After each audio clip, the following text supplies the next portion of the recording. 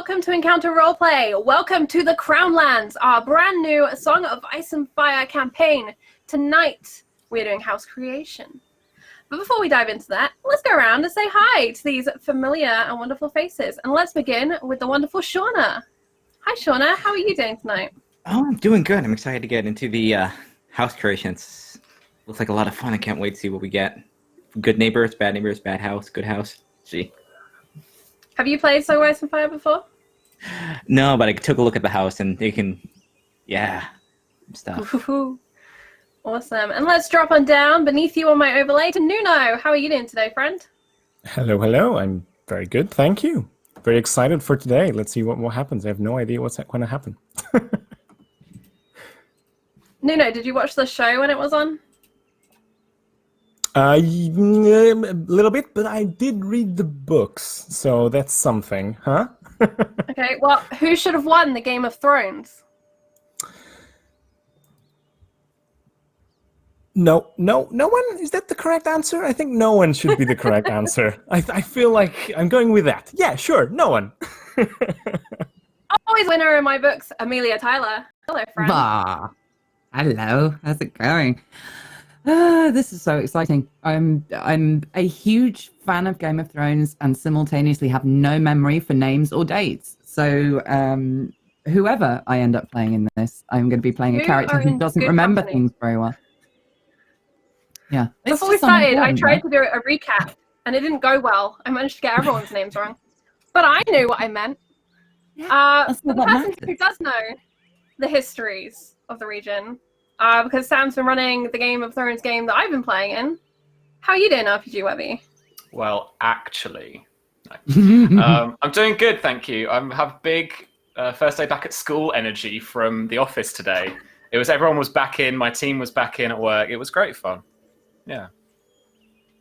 And now it's first day of work here on Encounter Roleplay. Now it's first day of house creation, like little infants stepping into our first school day. We are figuring out who we will be and eventually what characters we play. But I'm really excited to actually figure out the house first, because that is part of the coolest part of this game. It really is. And shout out to Sam, who has been working with me to streamline some of the rules for streaming and who has kind of developed a handy little spreadsheet for us to put all of the numbers in, which I may share with our patrons over on Patreon in a few weeks, so you can see all of our house stats in the hard flesh. Sort of. At least let me lay it out nicely. We'll make it pretty for you. Yeah. Always pretty for us. And my co-creator of 2 houses on the way to PAX, Susie Grace. How you doing? Hi, I'm so pumped to be playing more Song of Ice and Fire. Just say I love the tug. I love the tug. Can't say it. I can't do it. Very excited to be here. Awesome.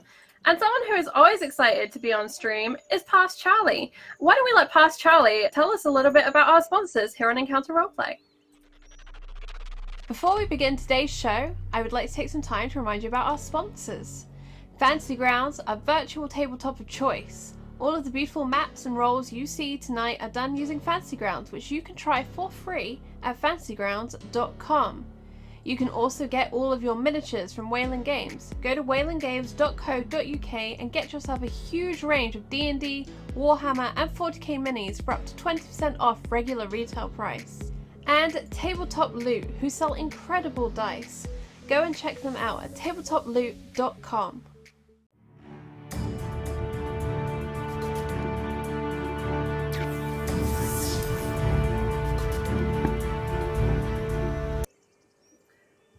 So there we have it. Please do go and check out Tabletop Loot, Fantasy Grounds, and Wayland Games. But also for this season, why not check out some of Modifius's goodies? Or Zweihander, we hear, is a really good game to play. More announcements are coming up this week. Keep an eye on our Twitter. It's all a go, go, go. And why don't we go, go, go and dive into house creation? So, the show is called The Crownlands, and this is where you find yourself in Westeros. For anyone wondering, this is kind of nestled into that eastern coast of Westeros, around King's Landing, around the Iron Throne, just a little bit north of the Stormlands, just a little bit south of everything else, and a little bit west of whatever's on that side of the world. And this is us. We're tucked in. There's coastline, there's woods, there's rolling valleys and plains. There's a lot of opportunity here in the Crownlands, and this is where we settle our house. For anyone who uses the Song of Ice and Fire book, we are taking the King's Landing region as our starting region stats. To begin, we must roll our basic house starting resources. These resources are defense, influence, lands, law, population, power, and wealth. And to do this, we are going to roll 76s, and we are going to go around clockwise until we are done. So let's begin with Shauna. Will you roll our first 76s for defense? Oh, all right. Let's see. 25, and that will be an additional +5 thanks to King's Landing, adding to your defense. And Nuno, can you do the same? 76 for influence. I cannot grab my d6. So if you just tell me the command, I'll try and type. So it's /die, as in death to our enemies, space 76. Possible Okay, house and- motto. Oh. Someone else do it, because Fantasy Grounds crashed. All right, Amelia, if you'll grab 76 for me, we'll do yours. We'll come back to Nuno. Oh, hang on. Ooh. Okay, I can only do 5, apparently. Why can I only do 5? Oh. 1, 2. Sorry, my brain's gone slow. 6, All right, 7. so if you left yeah. click on the little dice, yep, Done. 7, go. Perfect. Boom, 31. Ooh. And this will be for lands, Sam, if you're filling in the sheet for me. And that's -5 because we are in the Crowned Land. This is popular terrain, and there's a lot of fighting over who gets the prime cuts of terrain. So this brings us on to law, which is fitting for Sam, keeper of the names. Oh, now. Come on. 3, 4, 5, 6, 7. 30 is not Ooh. bad. Oof. Very nice, very nice. And this is at +20. Crown Land's a very secure and orderly place to live. And Susie, if you will roll population, please. All right. 28. You're Very not rolling nice. anymore. You're not allowed. There wasn't even a Well, single it's not one last time. There wasn't anyone's in there. That's fair. And let's loop back around to power for Shauna. All right. Let's see. Come on. That is. Oh, no. Oh no. 22. And that's at a -5, which brings us down to -5. 17. Oh! Power in Oh, this no. game reflects your military resources for a great deal of it. Oh. So we'll say that we have a number of ages to age the house through. So We can pull it back. We can pull it Right. back. Cool. We'll have to Wealth do is the most tonight. important here. Wealth is the one. Oh This is no. it. Wealth is the one. Nuno, Oh, no. are you up and working? Yep. All right, so you need to make 2 rolls. The first one's going to be the influence, and the second one will be Oh wealth. no. Oh no. Oh no. Cool. So that's 12 with a -5, so that's 7 influence. And roll again for me, Nuno. Strong.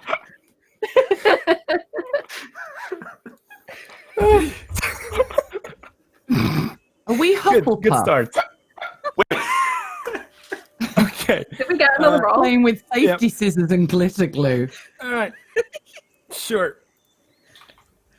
We are no threat. We're all right. 22 is more And average. 22, well. And that is at a -5 as well for our starting.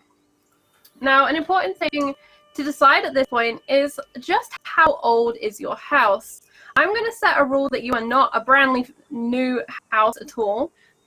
And if the cast can have a look at the house creation sheet, there is a house fortune tab, I believe it's under. Oh no, it's on the first page. My bad, the top sheet. Mm-hmm. And down the side we have a number of ages. This goes from the Dawn Age to the Age of Heroes, the Andor Invasion, the Rhoyne of Migration, Aegon's Conquest, Dance of Dragons, and the First Blackfire Rebellion. which is that rebellion that began just 2 years ago. For anyone watching, we are playing 100 years before the events of the books and the TV show. And it's a spicy little time. It's just before the Golden Company is founded. And there's all sorts of fun things going on, but it is peacetime, and Daeron II is our king. So, the Dawn Age is kind of the arrival of Garth the Gardener into Westeros, and then after that we have the Age of Heroes, which is pretty much all his children doing great things, such as establishing Winterfell up in the north and building and all of that fun stuff. Then we've got 2 big invasions, and lots of things happen during those. And Aegon's conquest, which is the Targaryens moving across from Essos and Valyria and taking Westeros for their own. I'm going to say you can begin no later than Aegon's conquest. That is the latest starting point. But how old do you think your house is? I like his being like a really old house, because then as well it gives us a bunch of chances to like roll and do cool things and screw ourselves over even more. Yeah. Sure, just don't let me roll again and we're fine. Seriously. Okay, so everybody voting for Nuno not to be head of house? Raise your hand. I don't know. It would suit some of I'll our vote for stats. that as well. It's fine. Can we get our initial modifications? So we get like a d6 each to add to those initial stats, I thought. You do. Ooh. But I kind of want to get that discussion out of the way, because that could have been a very lengthy discussion, unless anyone wants to vote against Susie's move that you are from that first time period. No, I kind of like the idea that we've just been bumbling along. Maybe our motto is, we're just glad to be alive. We're just glad we're here. Glad to be here. Still alive. Rack up.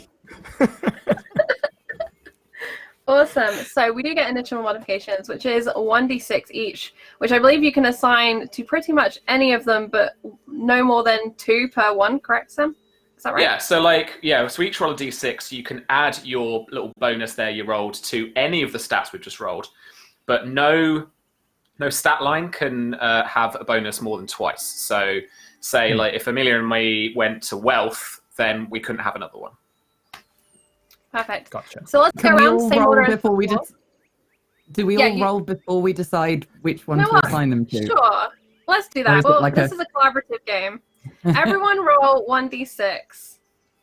All right. Oh boy. Oh, Shorter!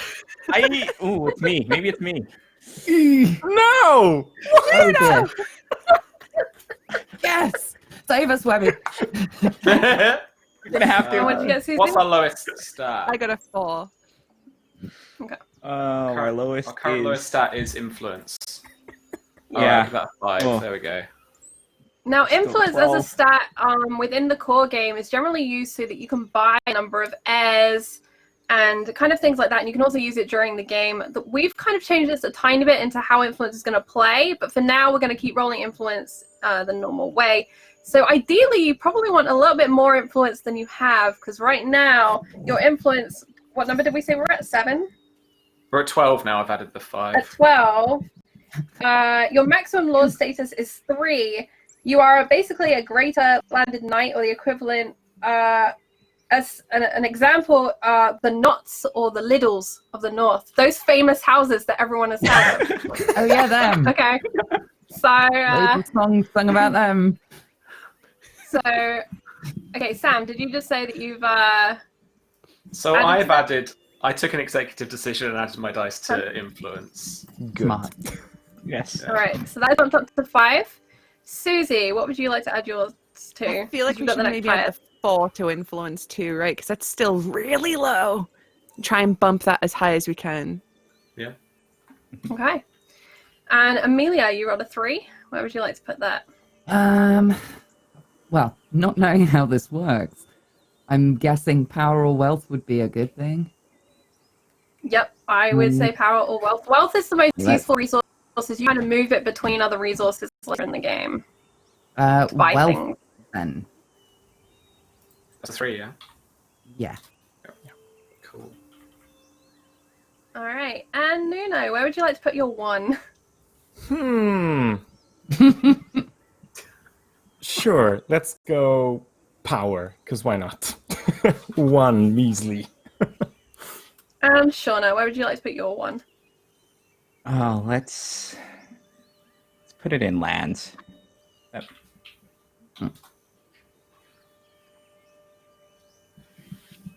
We'll need it for Awesome. all that population we've got. Yeah. So currently, with a defense of 30, you are defensible with at least 1 fortified town or castle. Roads and trails are present, and rivers and ports are likely. With 16 influence, you're a little bit better off, but still only as good as the knots and littles. Lands at 27, you have a modest stretch of land or a medium-sized island, such as House Frey. Interesting. Law of 50, you are pretty high up there in the law. Such as your influence and devotion to maintaining the peace, that crime is rare. Well, we know where you're focusing, I guess. Population, 33. I was about to read the wrong thing. It's a typical population. Most small folk live on farmsteads or in hamlets, but you might have a couple of small towns and a community around your primary fortification. Power, 18. A small force of soldiers, largely made up of small folk. That's my warriors. And wealth, poor. That's pretty much all you need to know, to be honest. I'm not going to read that. That's the main bit. It just means we can be really ambitious. Yes. Yep. More room to work with. Sure. Mm-hmm. And nothing We to don't have any lose. soldiers. We have our small folk. So let us begin establishing your house history. This is the base that we are now working off of, and by the end of this process, these numbers could be vastly different. So, I would like... Let me check how many dice it is. 3d6, I believe. I would like Shauna to roll for this first age, and you need to roll 3d6, please. This is how our Right. house got founded. No pressure. Okay. All right, where are you list? So that's a 15. Villain is your event. Oh, good.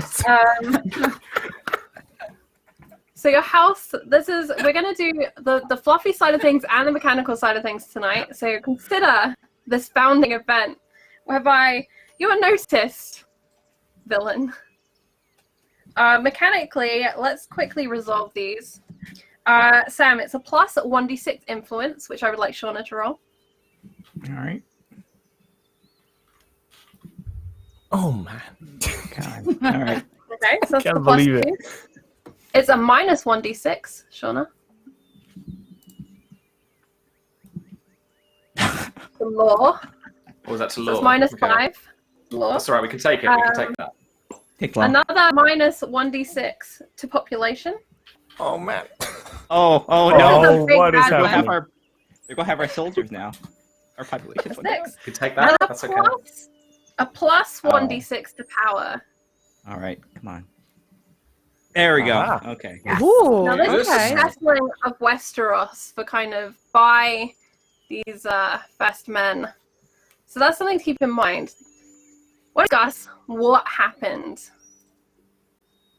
What did you do? You gained power, you gained influence, but you lost people, and crime may have increased as a result of whatever this event was. This area would have eventually been ruled by the River Kings, wouldn't it? They're like the petty kings, because the Riverlands stretched that far down before, or it might have been like traded off. And this is a bit later, but like it might have been traded off between them and the Storm Kings as well. But this is a kind of like this is almost prehistory, so it could be anything. We could invent a villain that founded this house and was just like, going to put a castle here, it's going to be brilliant, and then just like rocked up or something. It could be literally anything. What if we were like, as part of like an agrarian sort of community, and we had a real good bumper crop and nobody else did, and we were like, fuck you all, you will pay us and you can have some of this, and we like established ourselves like that because we had the goods that everybody needed. And that's like, it pushed people out because some people would have left and some people would have died. We got power, we got influence because we had the stuff everybody wanted. And everyone hates you because half the house, no one got food. You weren't our friends, you don't get food. That good feudalism, you know?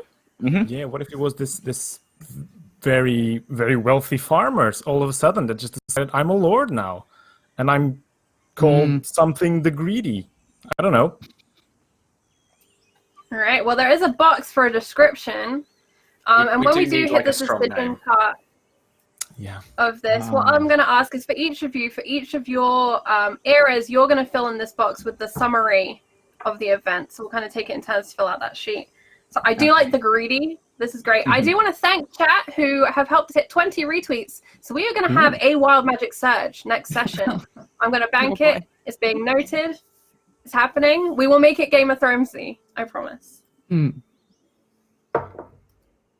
right. We've starved people already. This is going swimmingly.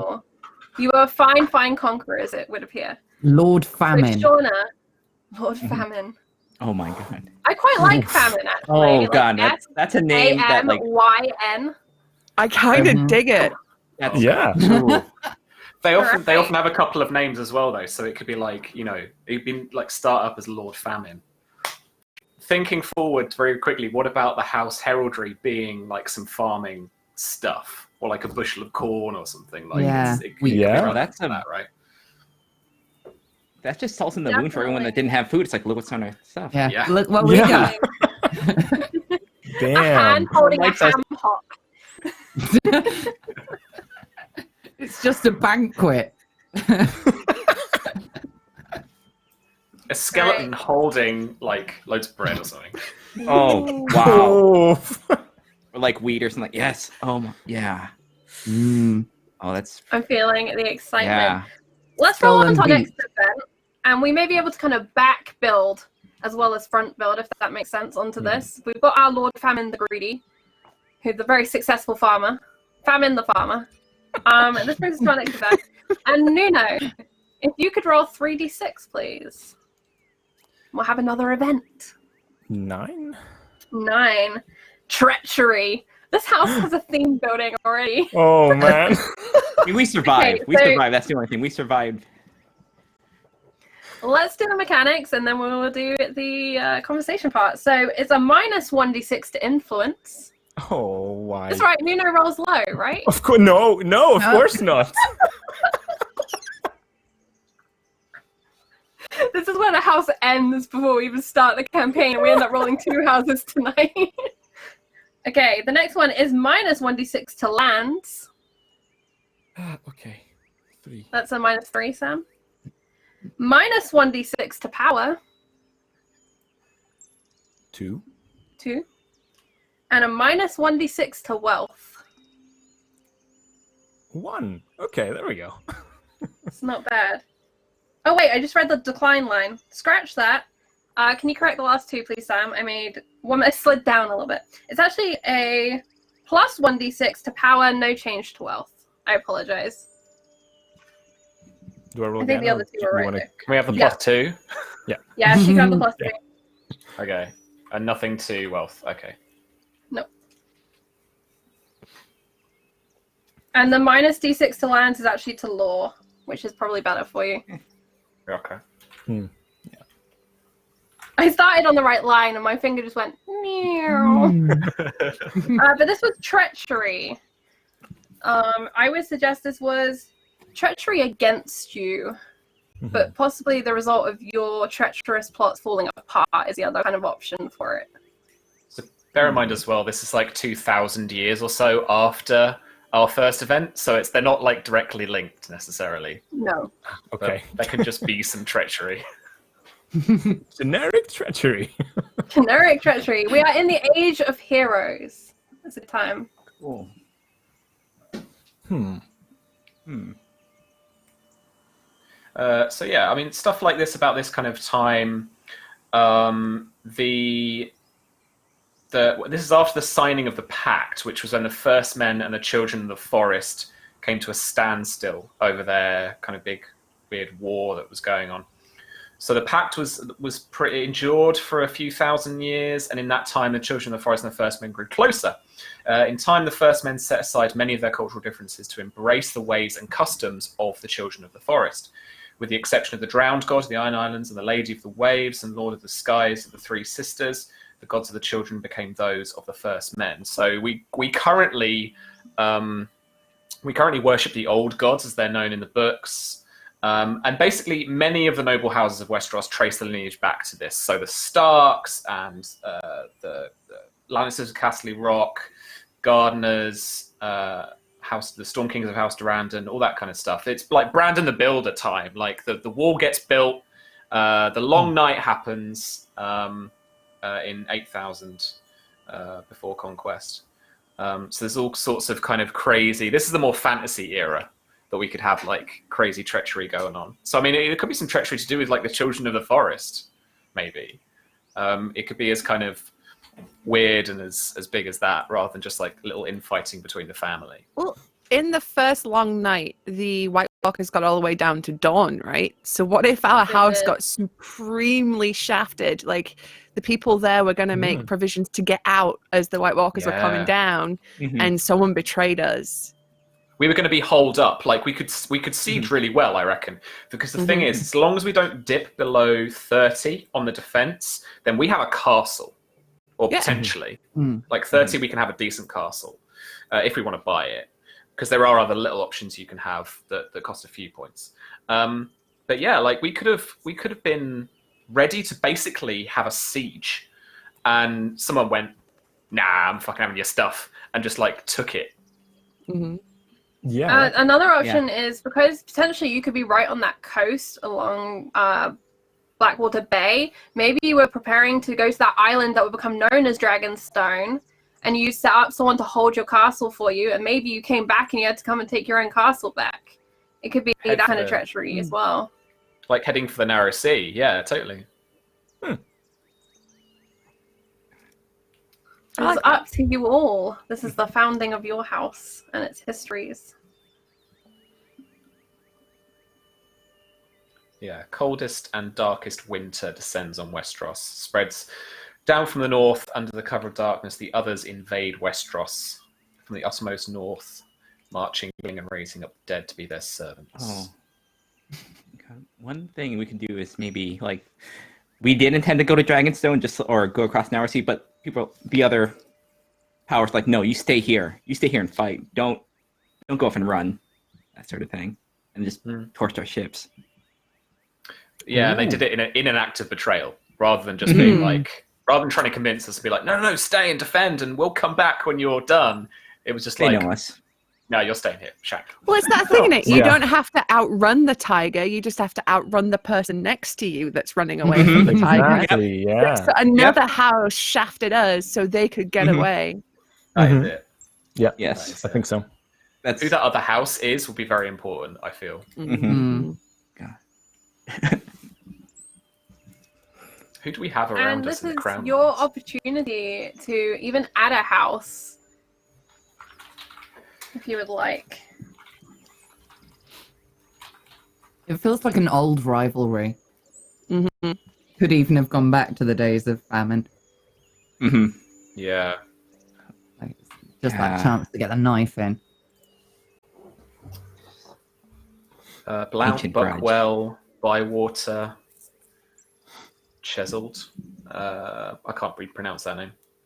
Cressy, Dark, Edgerton, Faring, Followed, Gaunt. There's a house Gaunt. Oh my god. Ooh. Maybe we did that to them. Gaunt's the brother of Famine.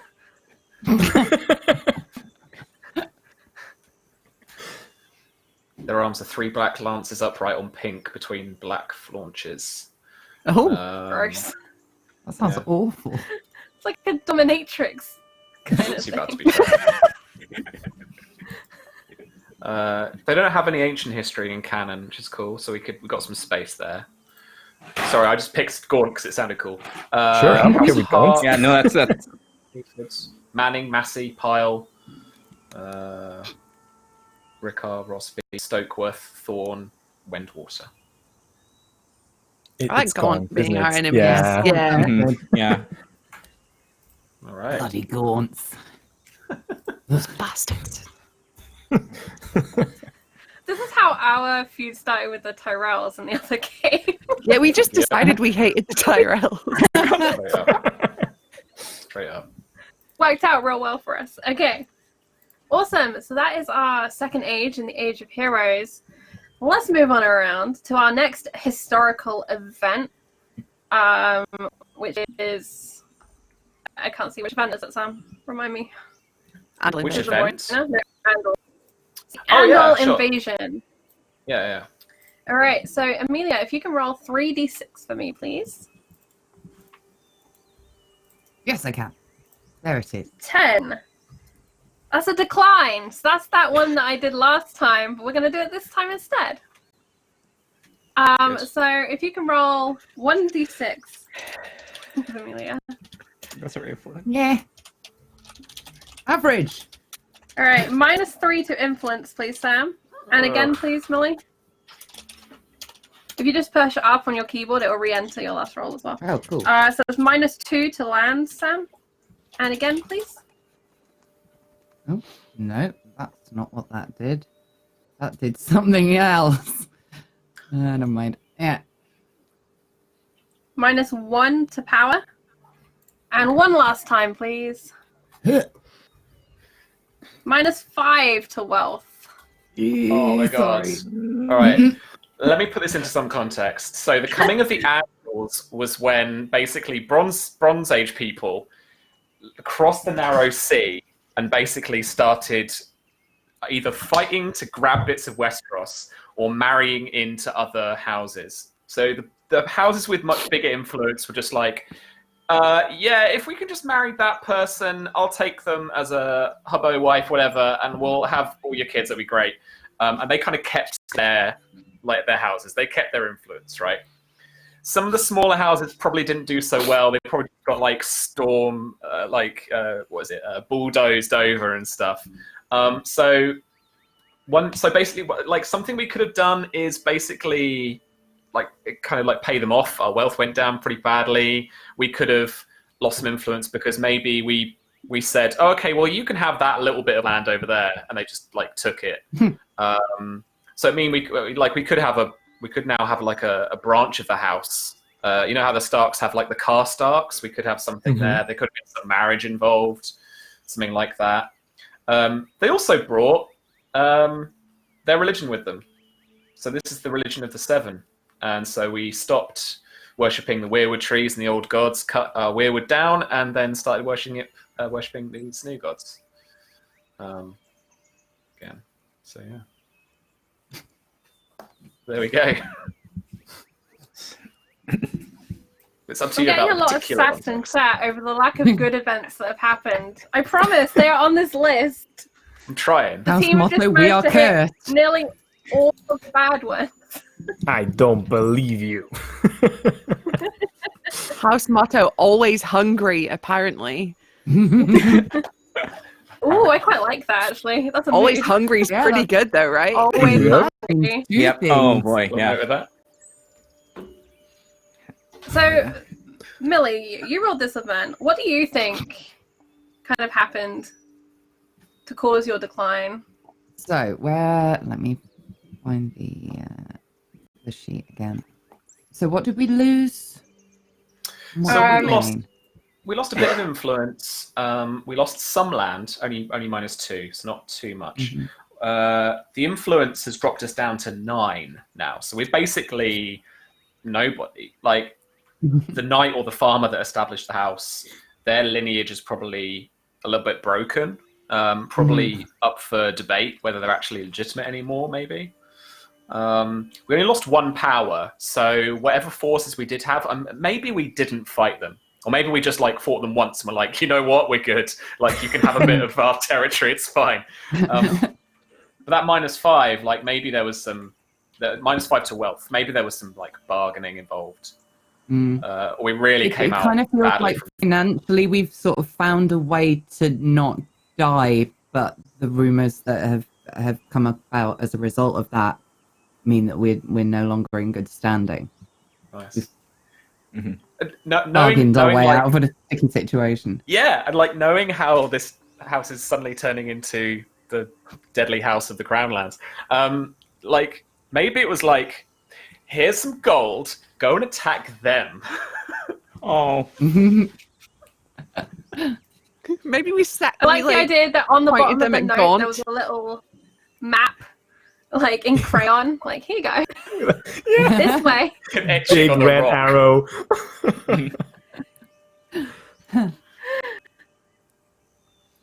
All right. This sounds very good to me. We hand over some money, we lose a little bit of land, but all else is going pretty well. Sam, we enter a new age. We do. It's the age of the Rhoyne of Migration, which you can explain a little bit once we've rolled. Oh, there it is, yeah. So this is now about 700 years before Aegon the Conqueror, so about 900 years before we actually play. So I got a roll, right? 3d6. 3d6, please. Something good? Maybe? 11. I think it's good. Yeah. 11. Infrastructure. Cool. Choose 2 and increase each by 1d6. Oh man, okay. Ooh, yeah. Influence. Here we go. Yeah, 4. All right. I just typed And 4. one in more. there. What should we Four. go for, gang? Wealth, maybe? Wealth? Yeah, wealth. Yeah. Yeah. We took. Oh, Oh, okay. Sam. You have Always family. hungry. we got some influence. We got some influence back. Okay. The thing about this in terms of history is this wouldn't have affected us all that much, but it maybe would have affected a little bit of the balance of power in what comes to be known as the Seven Kingdoms. So the Rhoyne of Migration is basically, I could read the whole thing, Charlie, or I could just give you Just the abridged version. Hot noodle it. Yeah. Hot noodle it. So Nymeria, who is a Rhoynish warrior queen, evacuates from across the Narrow Sea and goes to Dawn eventually. There she forms a marriage alliance with Lord Mors Martell, and together they finally organise the land into one realm where it had previously been tiny petty kingdoms. And they establish House Martell as the ruling House of Dawn after Nymeria's war. Mors adopts the Rhoynish customs, and that means that there is a parity between men and women in terms of inheritance. Nymeria becomes the Queen of Dawn, I believe.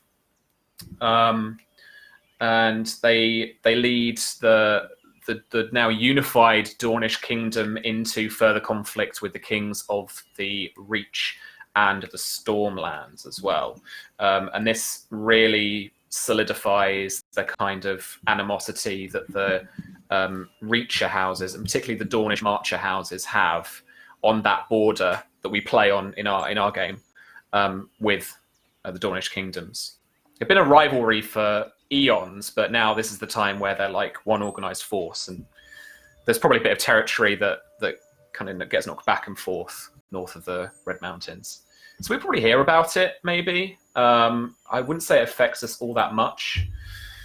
With 1 more wealth and 4 more influence, I think maybe this is just a time of building, and we actually make some ways into whoever the kings are of the time, because, like I said before, I think this would be to do with more the petty kings and kingdoms of the Riverlands, rather than, I feel like a weatherman, I should be pointing at my map.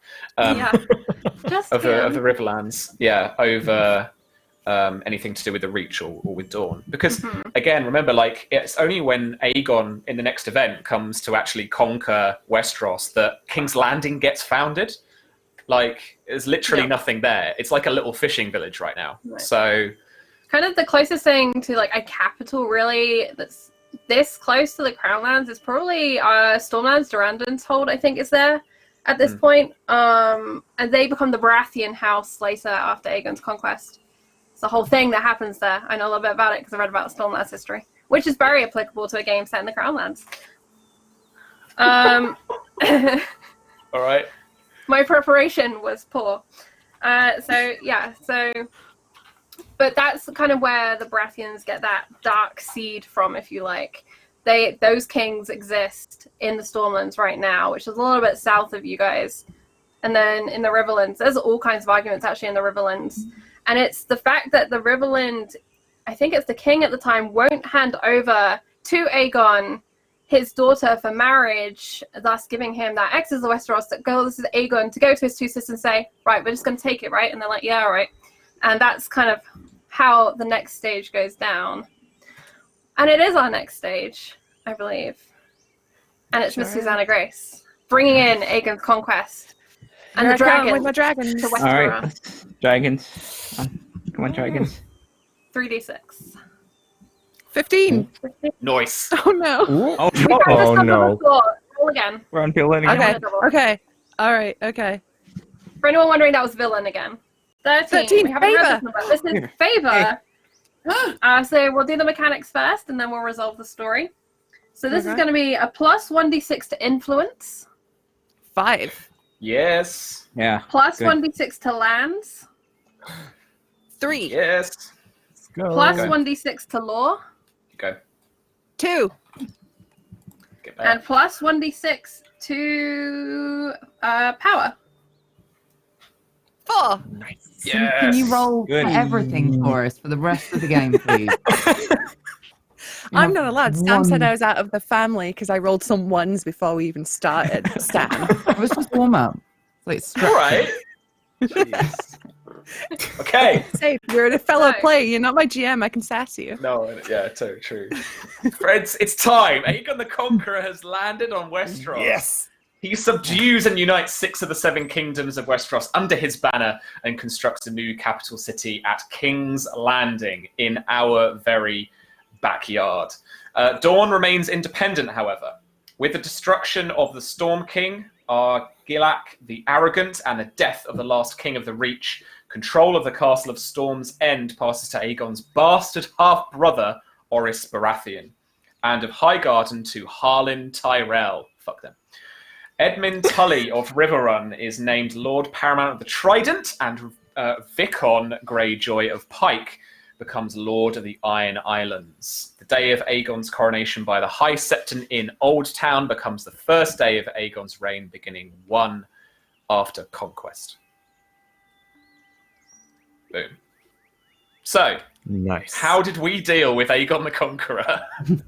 Well, we got a favor, right? We got a bunch of influence. Mhm. I think straight off the bat, we saw those dragons and went, oh, fuck no. Yep. buddy. Not fighting buddy. that.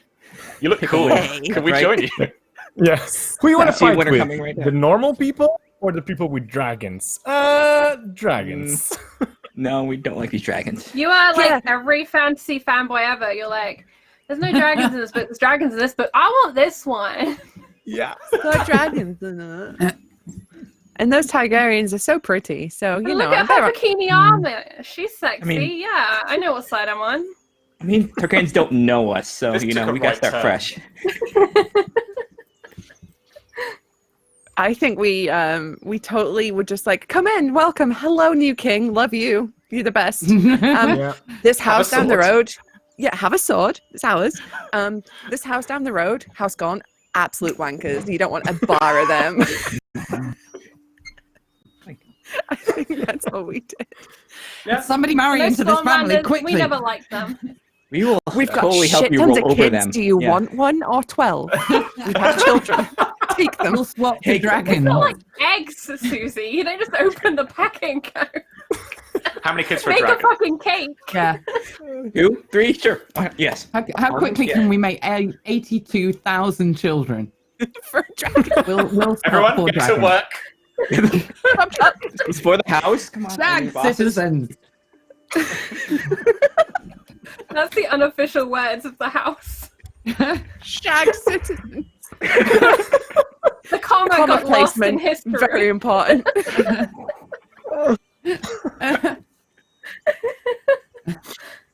All right. Okay. So We yeah, are I think we legion. immediately we are now. I think immediately we just went belly up to the Targies and were like, "Come in, Hi, Yeah. you can use our lines for whatever you want. Just don't kill us. Please. Please. Let's not. Awesome. I think that story kind of tells itself as the house who knows how to make deals with devils and dragons rolls over on its belly and asks for scratches. This brings us to the next age, which is the Dance of Dragons, which is the conflict between the green and the black dragons, as Targaryens do what Targaryens do and fight each other. On dragons. On dragons. On dragons. Very importantly, on dragons. And this one will be Shauna to roll. All right, let's do this. Come on. Let's go. 11. Another favor. 11. No. No, that's infrastructure. Oh, cool. Yeah. Oh. Which, because you get to choose to and increase, I'm not going to say we've had this before, so this you can do. So Alright, what do we choose 2 and increase them by 1d6. right, what most do of we- the moment's wealth and influence. All right, let's do influence first. All right, 1d6, come on. 2. Say influence, Wealth. was it? Yeah, that's plus 2 to influence. 4. And plus 4 to Nice. wealth. Good. 20. Good. Stuff tends to be bought in 5s and 10s, so that's good. Yeah.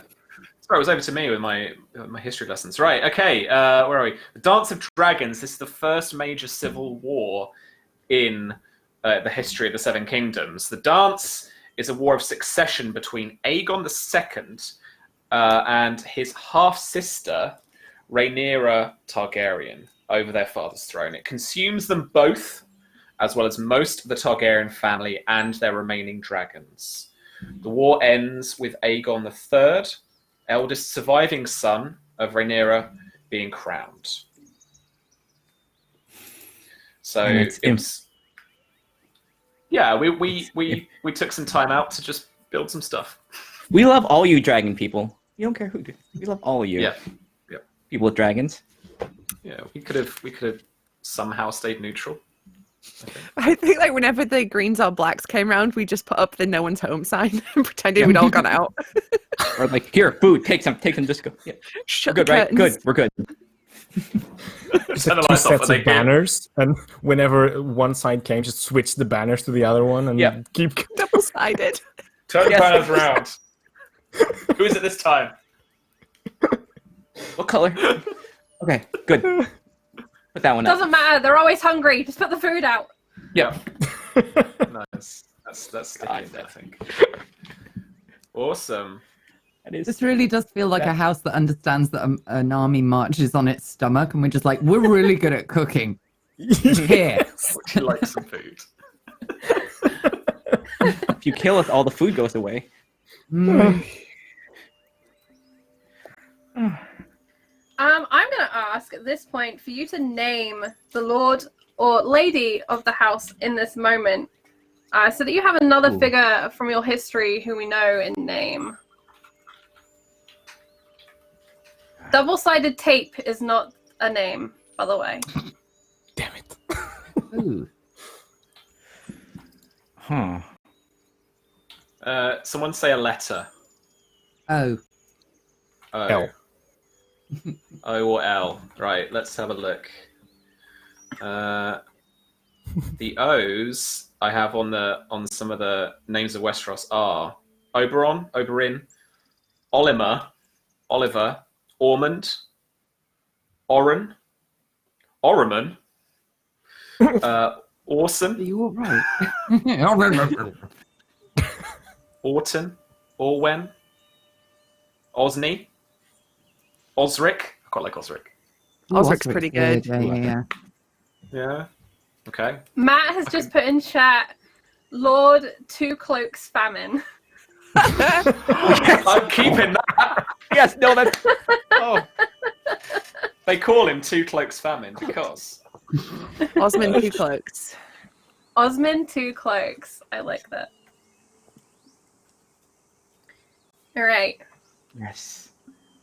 Now, before we go into this, I am going to rule that the very last head of house died 2 years ago in the Blackfire Rebellion, regardless of which side you decided you were on. We did discuss before stream, and I think it's kind of on that you are likely to be following Daeron II into battle as he is your liege lord. But we know what this house is like. So it could go either way. Who knows? Does he have dragons? No one has any True. dragons, I'm afraid. No one has any Nah. dragons anymore. Ugh.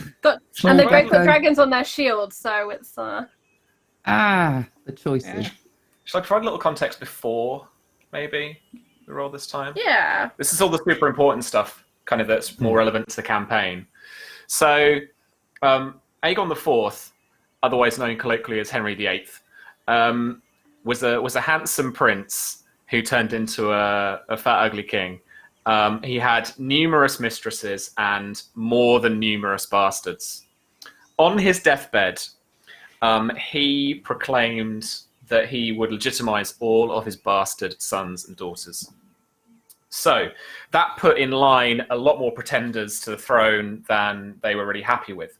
His legitimate son, Daeron II, is crowned, and I say it in air quotes because people called it into question. Daeron was, I'm trying to remember now who his mother was, but there is some thoughts about who, like, people started to think, is he actually really a Targaryen?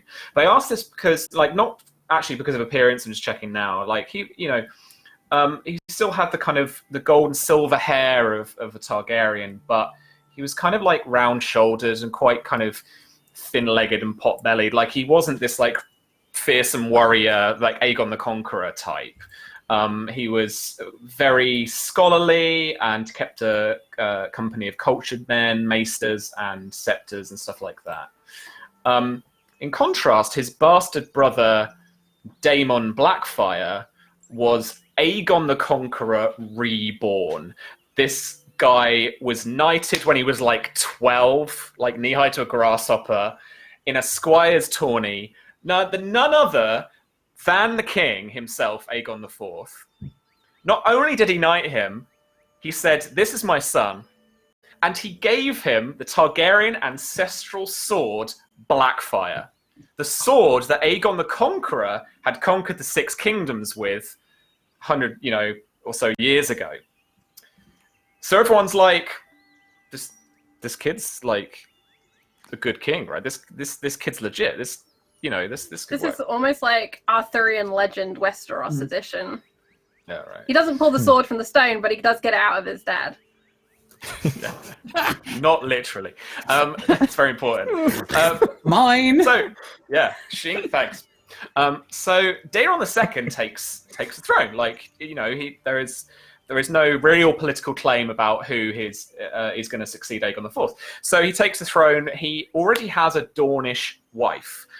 So there's been a bit of history. It's been a back and forth between Dorne. So the king before Aegon the Fourth went to war with Dorne. Then the king before Aegon the Fourth, Baelor the Blessed, went on this pilgrimage to repent for Dorne and basically walked there in nothing but his PJs or whatever, and was like, "We're really sorry about all the horrible stuff. We came and conquered you. We're really sorry. Let there be eternal peace, please." And he basically went there and he married off Daeron II to Mariah Martell. So that there was a familial connection and a political one too. And then when Daeron II became king, he did what several warriors and conquerors couldn't have done for a couple of centuries before, which was unite the Seven Kingdoms. So politically, through a marriage alliance, obviously, that had been orchestrated by his father, but also just from, I think, good politics, probably. And he doubles down on the marriage alliance as well. In marrying his sister, different Daenerys, to Marin Martell, King of Dorne. Yeah. So through some good scheming, he manages to get Dawn on board, basically. But they start to get a lot more influence in court. So they start to get. There isn't any specifics here yet. There hasn't, because George hasn't kind of written this part of the Fire and Blood yet. But like basically, there's more, like, you can imagine the not Lord Chamberlain. There's like the Master of Coin, and all of those kind of cool positions get given to Dornish nobles. So a lot of the old, Six Kingdoms lords and families, the more racist ones, tend to get pretty miffed. And so, for want of whatever, Daemon, they start to like whisper in Daemon's ear and be like, you should be king, right? Like, and for whatever machinations they have about who they want to rule the Seven Kingdoms, there is a lot of different reasons why. But the weird thing is, it takes years for Daemon to actually to try and claim the throne. So they must have been like trying to work on him for a while, or he must have really been kind of quite schemy as well, as he kind of tries to figure out how he's going to do it. He does eventually try and take the throne. So he rises up in rebellion against his brother and brings quite a lot of Westeros with him. And it's one of the more devastating civil wars. Brothers fight brothers, sisters as well. And like basically they go on this big campaign around the Riverlands and then down towards King's Landing. And it all culminates in this battle of the Redgrass Field. So somewhere near us, probably, is this massive battle where it's something like it goes down absolutely like in history as one of the bloodiest battles ever to have gone on. So this is 196 AC. So Charlie, if you want me to pause, I can. I could do a little bit about the Redgrass Field thing as well, if you like. I think we should pause there and do the roll so we get an impression of what maybe happened, and then we can fill in gaps. Nino. Beloved Nino. Roll so well, Nino. 3d6, please. 8. I changed page. Oh, no. Oh, I got it. Scandal. Oh, Bum, bum, bum. juicy fruits. So now that we know it's scandal, before we do the mechanics, are there any details you want to add, Sam, that may inspire us as to what this scandal may be? All right then. So I have been thinking a little bit before we started, friends, of maybe playing one of Aegon's bastards, but like really low down the line. Like this is his like 13th bastard and doesn't care about it anymore, and probably isn't even like acknowledged or anything. But that could have been something. And I was thinking about this on the way back home today, actually, that really the only way that he could have done that, I think, and it tie in with the house we're building, is that either the lady of the house is the one that he has the affair with, or it is a daughter, maybe. It's someone close, I think, to the kind of core of the house. And I think it has to be it has to be a woman, obviously. Has to be a woman. But the other thing about this is it would have been at least 25 years ago, because Daeron's been on the throne 20 plus years. So this makes you a little bit older, perhaps, in the scheme of things. But yeah, for sure. Aegon. But I like to died- imagine Aegon the Fourth was kicking it until he stopped kicking it, basically. He died in 184. Okay, so that's not too long ago. What's that like? It's about 16 years. About 15 years ago, yeah. So when we're playing, okay. So yeah, he could be in his 20s. That's a safe bet. But yeah, that could be Scandal. That would fit very nicely into what I was thinking for my character. But I didn't want to come in and just be like, I want to play this one thing. Like I wanted to see how it went first. That could work, But yeah, we also need to pick a side, I guess. You do. And I mean, the revelation that you're a bastard is obviously a scandal.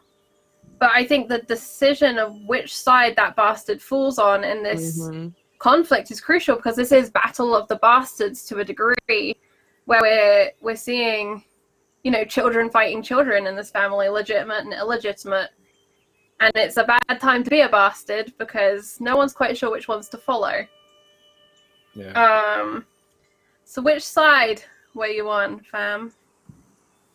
Let's do this by vote, but before, because I know I have preferences, but it doesn't matter to me. Who wants to support Daeron II, King in King's Landing, peaceful, worthy, and good? Raise your hand now.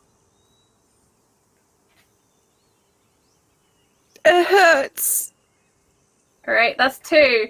Who wants to support Daemon II Coming, wielder of Blackfire, leader of the rebellion?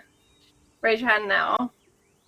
Ugh. All right, so Okay, two. no, I like this though. I like this as like a family dynamic. Yeah. Like me and Sam were for the king, and you fuckers are all traitors. I love it. Politics, man. You notice how it's like we're the learned folks. These are the sweet summer children. Sweet. Well, I'm just a monster. I'm just a monster. Person. He's so cool. Politics. We almost died once before. Go with the scary looking person. Yeah, fair. But in the context of this, Daerun is very forgiving of traitors. There is some stripping that goes on, but you're not eradicated, as some in the Targaryen household would have liked. So it looks like perhaps you were on the fence, but the scales tipped, and you did join Daemon on the red grass field. Scandal. Indeed. Scandal. So let's do the mechanics before I forget and you get away without losing anything. So, Shit. you lose. Minus 1d6 to influence. Come on, Nuno. Oh, Nuno! Minus 15 5. influence, friends. That's what we're left on. Minus 1d6 to lands. Good. Make it high. Yes. Beautiful. Minus 1d6 to power. Yeah, I literally took our stuff. 2. Okay. We didn't come out too bad out of that battle. That's all right. The horrified looks on everyone's faces. I love it. And this brings us to the end of that battle. Cool. So the Battle of the Red Grass Field is the final conflict in the First Blackfire Rebellion, and it's in late 196. Lord Leo Tyrell's forces couldn't gather quickly enough to arrive in time, and House Arryn did participate, as Lord Donald Arryn led the vanguard of the Targaryen loyalist forces. However, Daemon Blackfire shattered his lines, leaving the loyalists in peril, until Sir Gawain Corbray of the Kingsguard arrived with reinforcements. Sir Gawain Corbray and Daemon Blackfire came face to face during the battle. Their duel, in which Daemon wielded the Valyrian steel sword Blackfire and Gawain the Valyrian steel sword Lady Forlorn, is said to have lasted nearly an hour before Daemon gained the upper hand.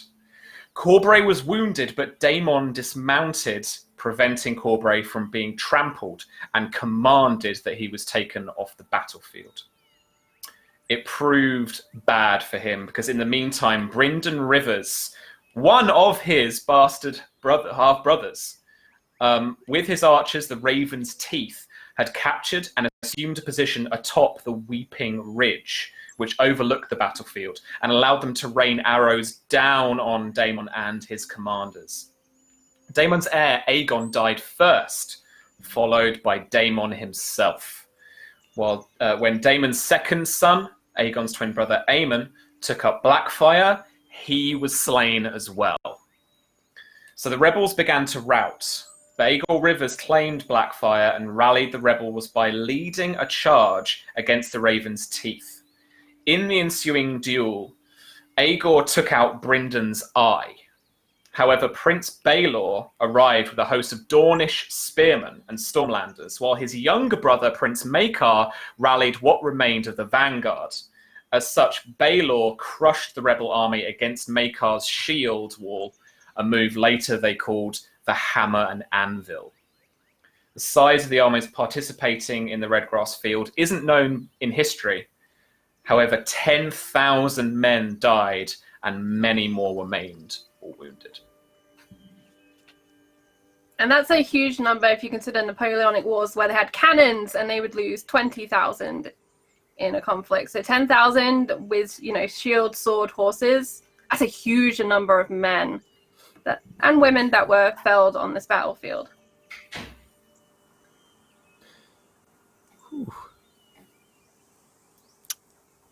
Brynden Rivers, for any who didn't make the connection, is of course the one-eyed raven that we see. 1,001-eyed raven, perhaps. Later in Game of Thrones, the sneaky, lurky bastard.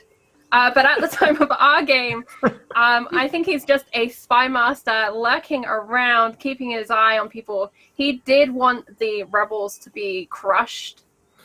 Particularly since the rebels were led by his least favorite bastard brother, Aegon Rivers, aka Bittersteel, founder of the Golden Company, who is now in Essos with Blackfire's children. Like third or fourth son or something. Yeah. Another Daemon. Thanks, George. Another Daemon. Yeah. So, this is where we find ourselves at the end of a very long and interesting history. I think this is a good chance to discuss, before we get into dividing up what these resources mean into physical objects such as castles, armies, and things like that, to discuss, what you think your house is, I suppose. We have that history of, Famine the Farmer. That's kind of been going on. We have a history of turncloaks and very careful playing in conflict of sides that we've kind of come up with so far. And now we have this almost divided family moment with Redgrass just on your doorstep, in which the lord of your house is killed. And one of you will be taking up the mantle of leader of the house in our game. Something to bear in mind. This could be the lady wife of the previous lord until the next son is kind of old enough to inherit. Sam, you've expressed an interest in being a bastard, so it's unlikely to be you. Because scandal and illegitimate children, a little bit frowned upon at this moment. A little bit complicated. But yeah, let's just take a second to discuss where we think we're at. I will go over the numbers to help frame this. So we've ended with our modifiers. Actually, Sam, would you read them out and then I can read out what they mean? Yeah, for sure. Thank you. So our final scores on the board are defense of 30. This is good defenses, almost certainly with a castle. This is kind of how you began. You're in a strong position. We didn't touch it at all in the history rolls. At all. If there's one continuous thing castle. It's a solid castle. It's all right. We've got the castle, guys. We're fine. But our influence is only 15. This keeps you in league with the Knots and the Liddles.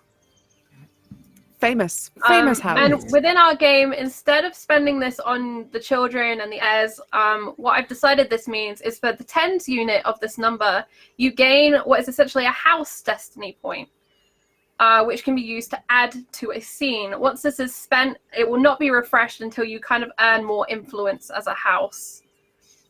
So use it wisely. It's very likely to only apply to situations where your house influence would have an impact. So more likely to be a political intrigue than a combat on the field. But we can see how that's argued when it comes up. But there is that now as your resource for influence. Our lands are 22 out of an original 31. So you remain at a modest stretch of land or medium-sized island, such as House Frey. So it's not bad. Yeah. Got a castle on it. Yeah, I mean, we were up and down through that, which was so pretty good in the end. But I think Blackfire Rebellion, we got -6. I think a good chunk of that was just taken by the realm. They were just having that. Thanks, that's the crowns now. Law, though, is a good 44. It's pretty That's sweet. very high. And you remain, such as your influence and devotion to maintaining peace, that crime is rare. So you can wander the back streets and tiny little footpaths of the area without too much fear of being robbed. Good. It's us against them. by the sound of things in this house. It's like them over there, not don't steal from us. They're there. Yeah, all right. Yeah, if you want to steal, I know where Gaunt keeps the good money. The one without Damon's face on it, yeah, for sure. Yeah. Population is a modest 27. That's not too bad, though. Okay, 27. We remain at a typical population with small folk on farmsteads or in small towns. And a matching pair here. Power is also 27. Your power is wealth. Oh no, power. I see. 27. A modest force of soldiers, including some trained troops. So you have upgraded since the original days of the house. Yeah, we're going to be looking at about 3 units, roughly. 3 units. There, I think. Yeah, just kind of averaging out. And our wealth, unfortunately, is 20. So we could probably afford about 2 things. You remain at poor. Cool. Nice. The rest of the description is your family has little excess. While they are able to sustain themselves and their holdings, they do not live in luxury. Yeah. So like measly castle walls now, and like there's a big castle, but there's bugger all in there, and it's just like like shitty tapestries that are all like mothballed. Dusting case. Wobbly chairs. The house seat has got a wobble. They've had to make the candles out of like was it cow fat or something? It will just smell Oh, of beef all the time and stuff, you know. Gonna be the It smells like a jerky medieval house. McDonald's in here. Marry me off now, please. You've been a house famine, I can smell it. You stinker beef. Oh God. They call them the beefs. It's like that meme of that little kid that I smell like beef kid.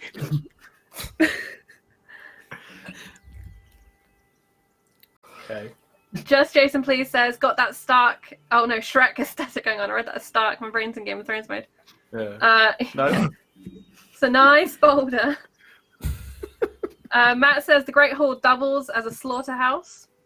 Oh. Oh. Conrad's Yeah, Shadows maybe suggests later. sell the children. Just sell them. Some We of might them, have to. eat them, whatever.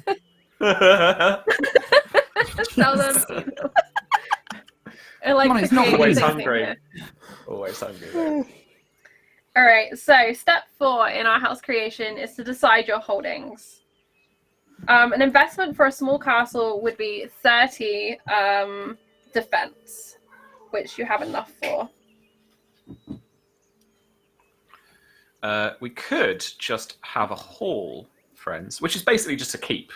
A castle would actually have a motte and bailey and walls and stuff, because there is So some. I can read you the benefit difference. So Yeah. for a small castle, the benefit is units defending a small castle gain a +6 bonus to their defense. And for a hall, units defending a hall gain a +4 bonus for their defense. We've cut out a lot of the floating modifiers in this game, but that is still a significant number that we will be leaving in for the sake of this, should your hall come under attack, or your Sure. castle in this case. As Sam was Sorry. saying, though, there are other things that you can invest your defense and things into. Yeah, just want me to like there's some of our Yeah. house rules. Do you want me to go through a few of them just as some cool things? Yeah, let's So- go into our house rules. Like we could have some buttressing, so it's strengthened against siege weaponry. We could have a concealed entrance or exit for 5 defense points. Like Charlie was saying, like we don't lose these points, we invest them. So if we drop below during our fortune rolls over the course of the weeks and months that we play, if it drops below our total investment, then we'll lose the use of something. It won't just disappear like it will, but so we won't go down to 0 on any of these stats either. Doesn't We could have some just keep deep going. storerooms for 5. Could be something that works for us. That's too expensive there. We could be fortified. We could be inaccessible, which means that basically we're situated on like halfway up a mountainside or something. That's not going to happen here, but it's the equivalent of the Eyrie when it's like up in like you literally can't get to it unless you like literally climbing a mountain. That kind of What thing. you could do for inaccessible in this context is you could be up on the coast, Yeah. on like a Yeah. cut-off area maybe with a river or something. We could have an ominous castle. What is that? So whether you're doing or an inheritance of your holdings interior, it invokes a sense of fear and foreboding to all who visit. Dark corridors, gruesome gargoyles, an imposing lord's seat, mementos from grisly moments of your house's past. It is plain for everyone to see that your house is to be taken seriously. It's not us, no. Anyone who doesn't That look into ain't us. the stats, anyway. No, it's not. Okay, so I don't know how you feel, Charlie, about like debt paying off in terms of this. So basically, there are some minus figures. So for -10 to something, we could have a ramshackle holding in terms of defense. So we could have like a ramshackle. I think what's the next step up? A superior castle. Wrong way around, yes. It's a 40 is just castle. a castle. So 40 is just a castle. So it could be ramshackle, but that would mean that we take a -4 to the defense bonus. So it wouldn't actually be. No, yeah. So it equals the same as a hall, but you would still have the appearance of having this castle. So it depends if in your head it's important that you have a castle, or if you're okay with just a humble hall. Yeah, it could just be run down for -5 instead. So that's a -2 to the defense bonus. We could have a secret chamber, some secret passages. Actually, a lot of these require a small castle. Sorry, so I see. skipping ahead. There's not many. So we could, if Charlie, if you're alright with it, we could combine a few of these. Like, so what you could have is a rundown small castle with secret passages, for example. Oh, I see. That sounds really cool. I want to live there, for real. Yeah. With a big staircase so you can come down it in a big dress, dramatically. You gotta pick the right steps. It I'm going just run down down and that step's a little loose. The red carpet's kind of got embarrassing some at gold formal patches. Yeah. Are we feeling a secret passage then? And ramshackle. That seems our way, I ramshackle think. Castle. All right.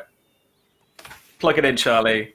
Alright. Absolutely does suit this family to have a sneaky second exit. Do you want me to add this in? So we are going to hand wave your influence holdings, which reflects kind of children of the house, but there are some negative influence options which could gain you potentially an additional one of those house fortune points that we discussed. So for example, one of you could take a bad marriage, which gives me things to play with, but could gain you some influence, which you could use to gain an additional house destiny point. We were forced to marry a house we didn't like. So you mean personally, like character-wise? No. Oh no. No, that legit means one of us will be married to someone we like. We don't get on with their house. You don't get on with politically. We get married to a gaunt, basically. Yeah. Oh God. Because Darren's like, you two make up. As this story has been developing, my brain has been kind of going down the route of somebody who's very kind of putting your own feelings second for the sake of the house. We need to rebuild this. We need to move upwards. So that would kind of fit, maybe. Okay. Or like an take that impending, bullet like for the us? betrothal has happened, and it's like, oh fuck. You know what? I think that's a good. Why don't we start with the betrothal and the marriage is imminent? I think that's a really cool plot point that we can use as a leaping point. But I will give you the benefit of the bad marriage to start. It's like, it's unhappily betrothed. Yeah. Yes. Cool.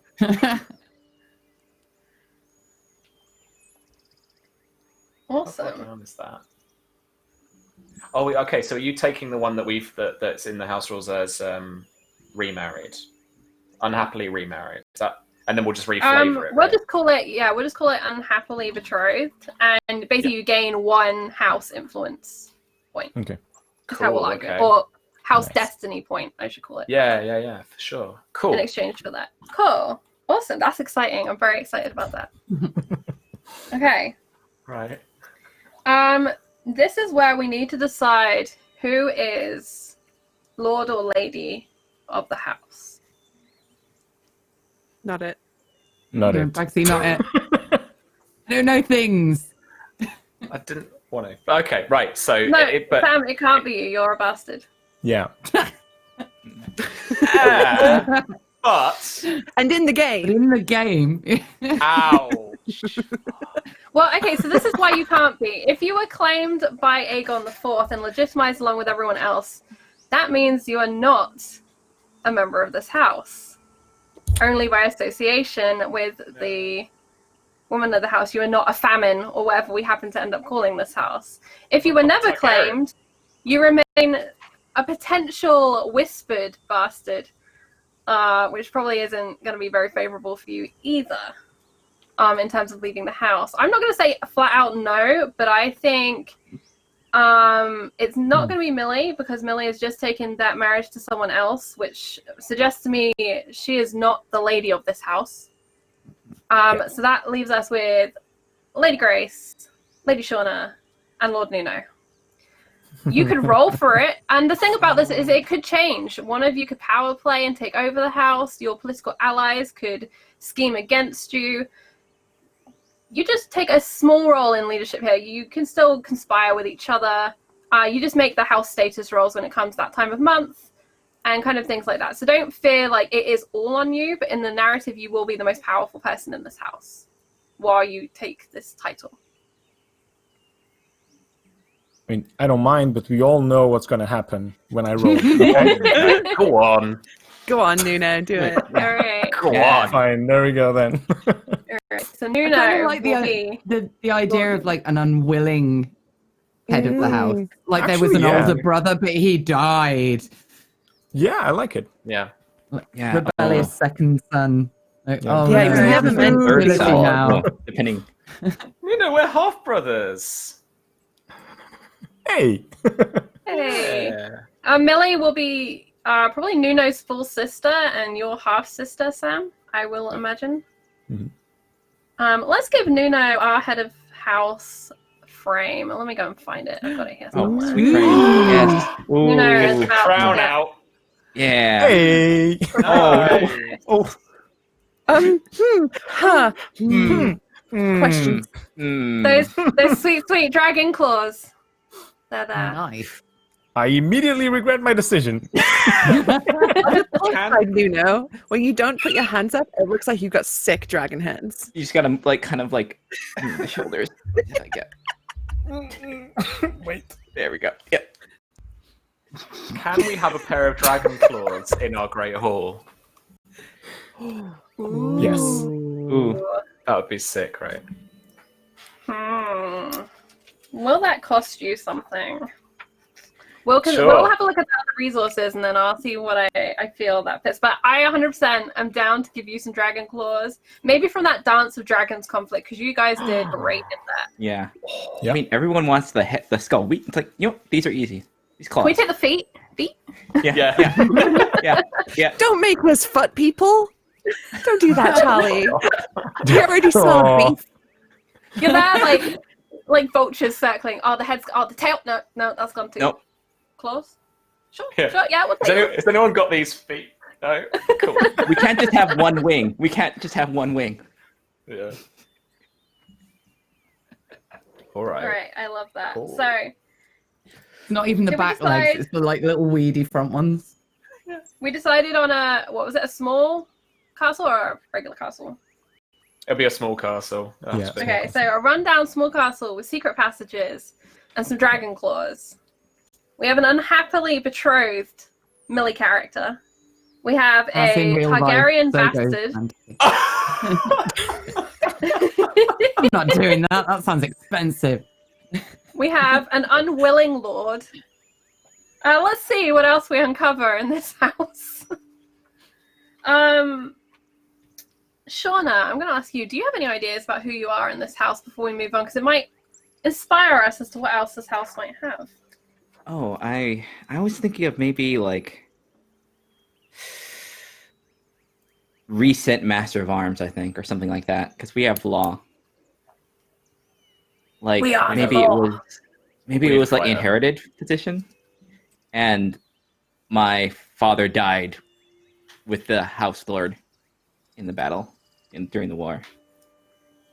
I love And it. just Are you maybe a cousin to Nuno and Sam's character? Yeah. That probably sounds right. Cool. Awesome. Cool. And Lady Grace, what are your ideas? I think that I am one of the oldest siblings. So Nuno and Amelia's sister, Sam's half sister.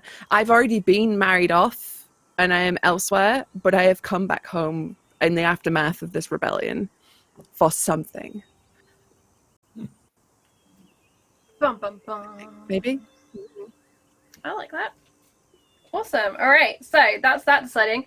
This moves us on to land holdings. So these are interesting features such as hills. Such as like rivers. What else is on here?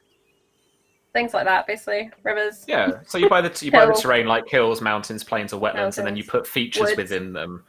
Yeah. So then you make it's an area of grassland, or there's a road in there, or there's some water. It could be a stream, a river, or a pond, or something. Could even have some woods as well. So for King's Landing, your options are you're in plains terrain. Okay. Your options are features coast, community, grassland, island, road, ruin, and water.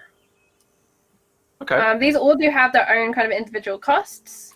Yeah. But I'm going to float them out there, and you can just tell me like what inspires you. Water could be something like a stream, a river, a pond, or a lake, and then you've got different densities of woods. A road is something like the sea road, or it's a big road. It's not just Basically, like lane. if we choose to have a road, then like we've got like we're basically on the King's Road, or we're like on the Rose Road, or something. Yeah. I am feeling a community because I'd like to see a community there. So that could be anything from a hamlet up to what have we got population-wise as well? Because it depends what you want to do, Charlie. I tend to house rule that you buy both from population and from your land. Yeah, it could go either way, right? Communities. So you can buy a bit from each if you need to, just because otherwise you don't really see many settlements around. I mean, because I would suggest, like, based on what you have, you should really have at least a small town. Yeah. Go with your castle. So if we had some plains for 5, I'm just doing a little bit of just note-taking maths. So if we had plains for 5 and we added a small town, we're looking at 25 already. Mm-hmm. And we're at... Sorry, I've lost my top sheet. We're at 22. So we'd have to downgrade. Unless we spend a few from population. Do these all also have like negative? So the things you can get? population, just so people know, the population effect is actually to do with your house fortune roll, which is the monthly roll, which is kind of similar to the historical events rolls we were doing, but they had a slightly different table that we draw upon. And it works in kind of bands of 10. That helps make decisions. If you have too few people, then you don't get much done, and you get negative modifiers to your house fortune rolls, depending on how Charlie wants to do it. Or then if you have too many people, you have negatives too, because you can't sustain everyone. So it's good to have like an average figure in this one for some, bizarrely enough. It's quite cool. Yeah, but Charlie, like I was thinking, like if we basically invest some population, then our effective population would be reduced. Yes, I think that seems fair. So at the moment, we're on population 44, which puts us at a +1 modifier to our house fortune roll results. If we went down to 40, then we'd actually get a +3. But Charlie, it's up to you how you might want to change that. Aren't we at 27 population? Yeah, I was going to say, on my sheet are 27 population, Sam. 44 is law. I was reading law.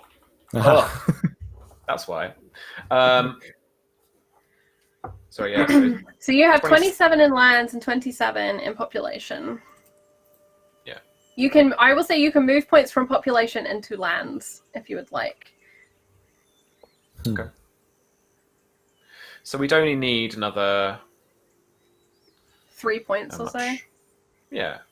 Depending, do that. well, it depends what you want. If you wanted a road, you would need 3 more points.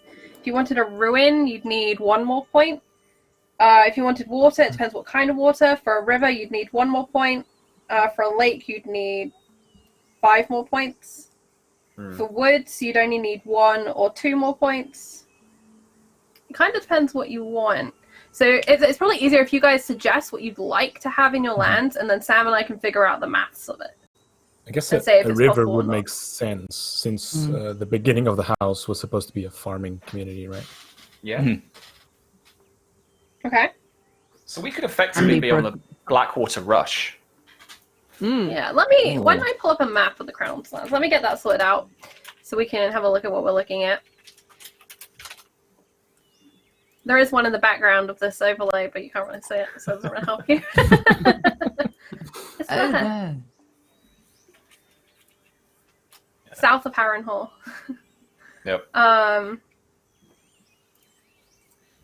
Yeah, so far we would like a small town. The plains. Would you like to be on the coast or by the river? Because I would say go one or the other. You could be right on the mouth of a river, but that'll put you basically opposite King's Landing. I like river, and we could be a bit more upstream. Because it is navigable. Like we said about the event where we got the treacherous event where we're going to basically row off into the narrow sea. Like we could have done it from where we were. I think if we've got a navigable river, it doesn't have to be little. Yeah.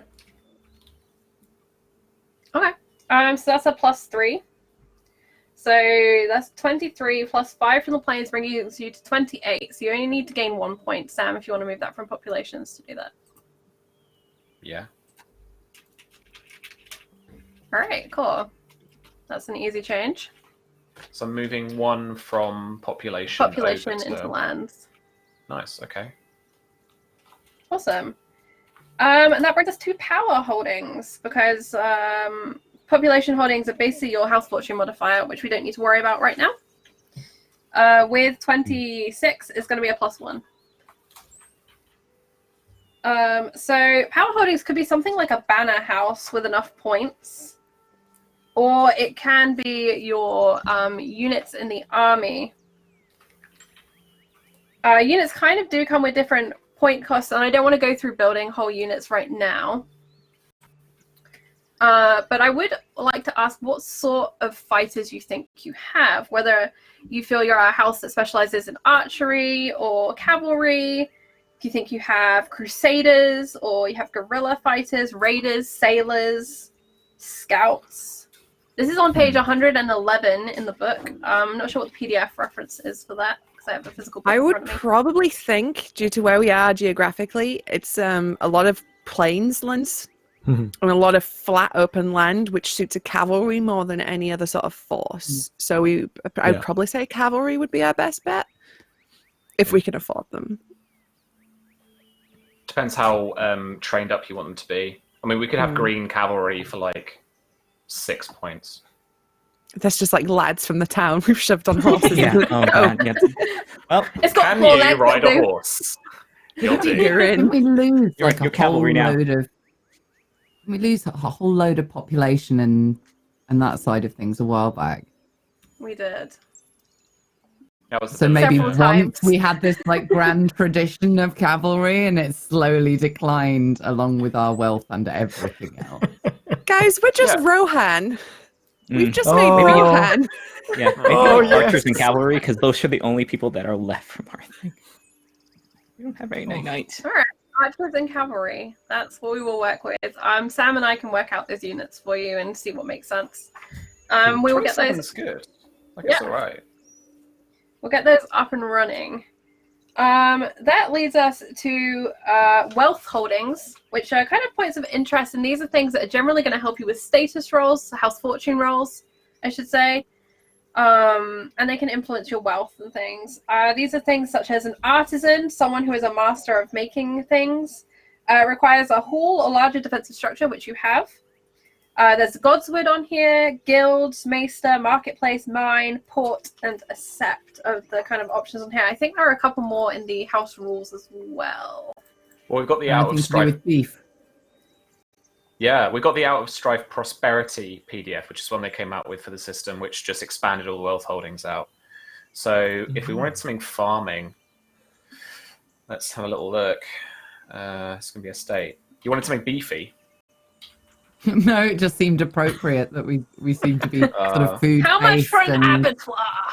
Animal husbandry. I mean, you could breed very fine horses. Yeah. So if we get the investment is 10 wealth for animal husbandry, and we would get +2 to our house fortune rolls. But it does require that we don't have any communities larger than a hamlet. So unfortunately, we don't have enough land to do that. Yeah. Ooh. Or you could downgrade your small town to 2 hamlets. If you liked. Works out points-wise. I mean, if you wanted that, that would be the way around it. So it's all farming country, right? Yeah. We could just make 2 hamlets. All right, so 2 hamlets is the same math, so. Sure. And then you can have your animal husbandry and have your horse breeding brigade. Are we sold on horses? Can it be cows? No, I don't like cows. Oh. Cows are scary. So a horse breeding would more be a stud, wouldn't it, though? So that's somewhere we down guess so. here, I think. I'm not an expert in anything farmy related, so don't ask me. My opinion doesn't matter We either. make really good ducks. Horse husbandry is also 10 wealth. We need plains with grassland and no communities larger than a hamlet. This holding represents a domain given over primarily to the breeding and raising of horses, +1 to house fortune rolls. And if we gain any wealth from house fortune rolls, we'll gain an additional 1 wealth. So it doubles your money. Yeah. Essentially. Well, we do need money. We do. Grasslands only count +1, so you could just take another point from population, and it won't make a difference to your house fortune modifier. Yeah. What do people think? Yeah. Yeah. If you wanted that. I'm not going to force your hand. There are a lot of other options. There are tons. I mean, I like it. And Charlie did say to me that she wanted me to bring extreme horse girl energy to my character this season. So Yeah. I mean, this is what we have, horses. And it makes so much more sense that we'd have 2 hamlets rather than a town. Because if it was a town, it feels a bit grand for us, you know? it does, yeah. And they'd realise we were shit. Whereas if we keep 2 hamlets far away, don't talk to each other. Like, oh, they're having a great time, and the other one, you're just not working hard enough. Far and away, the 2 hamlets. I love it. All right. We could upgrade our horse husbandry in the following ways. Oh, We boy. could have sporting horse herds, which are bred for the use in events like races, hunting, or tourneys. This would give it's +5. We need to invest 5 more wealth. It would reduce the cost of the tourney master personage holding by 5 points. So we could get a cheaper master of tournaments. I mean, if you wanted to tie into this, I will say with that Hand of the King's tournament that just happened, it would be a great reason why you were there. You're selling the best tournament horses money can buy, right? Yeah. So we're the used Right. car salesman of Westeros. Yeah. I mean, we're trying to. Yeah. And the worst case scenario, you're always hungry and you can eat a horse, right? I mean, Eating on a horse. Oh man! love All right, it's going in. Horse trainers, I like that. Teach them to do tricks. Yeah. No one likes us, but they like our horses. Yeah, we're like stunt riders. It looks really impressive, but it's pointless. Our cavalry was fancy looking; it just didn't do anything. I can do a flip. I don't know how to kill a man. All the knights are doing round the world in the saddle while everyone's dying around them. That's all the the show. spear comes at them and they just slip down off the side of the saddle and hang there. Great dexterity, rubbish strength. I think we just need an Old Town Road now because we clearly got the horses in the back. So Oh, no. All right, poignant question. Who's the best rider in the family? Let's roll for it. That's right. ooh, Depends Yes. on your points buy, I guess. For your, That's for the your one character. that points by. yeah. But something to bear in mind, Because I get the impression there is some competition in this household. No, shut up.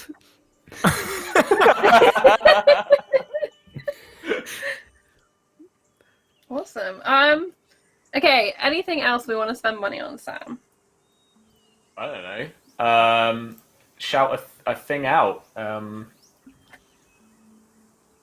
Could be For the anything. players, if you go into the folder, there's the what was it? Sorry, the strife and Out misery of strife, book. prosperity. Not misery. Strife and misery book, please. Well, you know, like so we got okay. So there's a big table. I mean, you can have a some- maester to run ravens for you. That's very useful have- in this setting. Could we 100% have a maester, please? Is so Please, useful. can we have a maester? Please, please, You please, please, require please. 20 plus influence. Ugh. Oh no. Whatever, Mum. God. I mean, I will hand wave that, but We could have a trophy room. Just allow horse trophies. Horses are fancy horses. you're those people. We are those There's people. nothing in it. One. You So can we have have- a set. Yeah.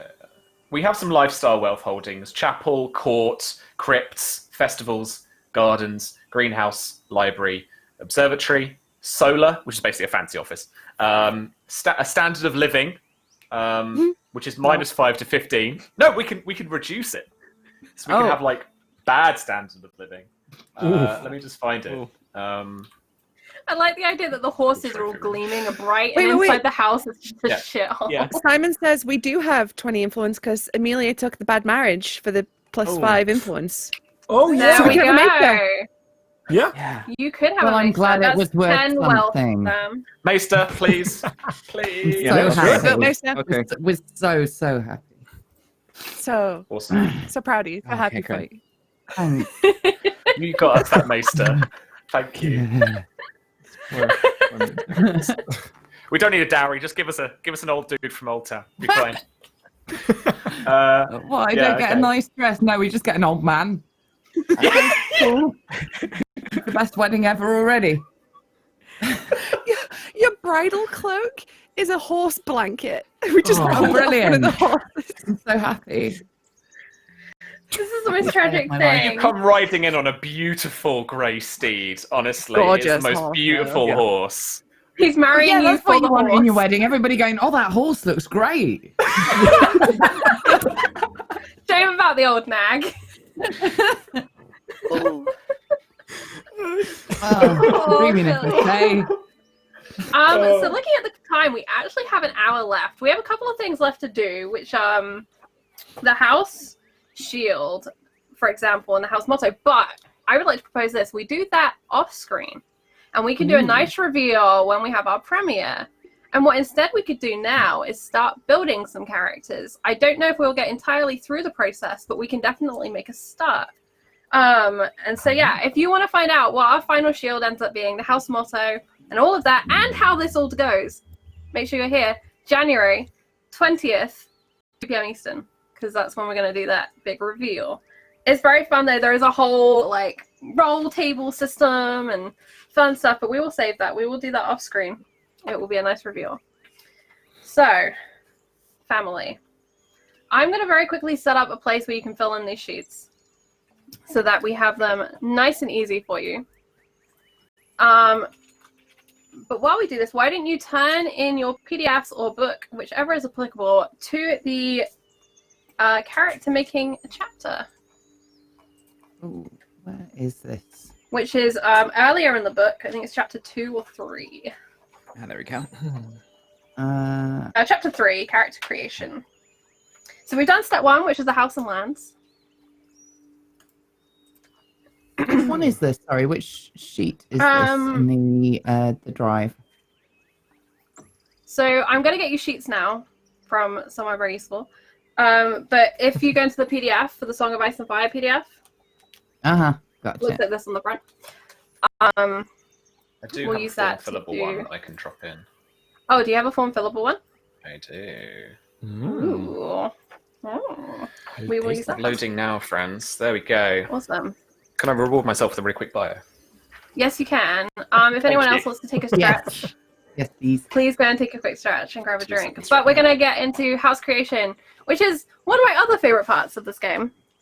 For anyone who hasn't played before, you have your general attributes and things done with a point buy system where you spend points to unlock abilities, benefits, bonuses, and all of that stuff. And it's defined by your age group.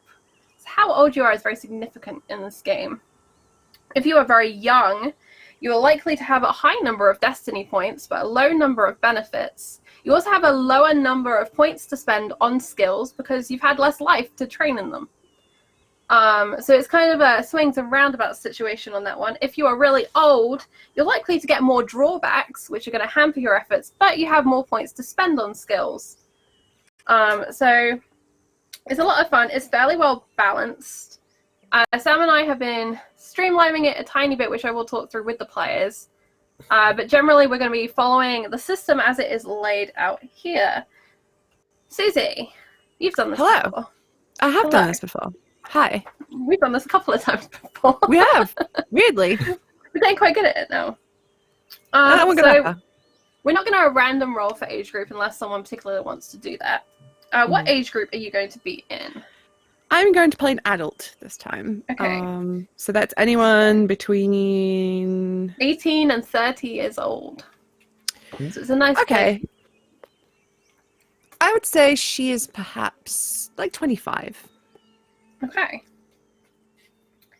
So, at 25, as an adult, we're not going to roll to determine your status because we already kind of have a rough idea of where you'll be in the pecking order. Mm-hmm. Kind of, I think, as an equivalent of a second daughter in the house. Because you're not in an heir ring.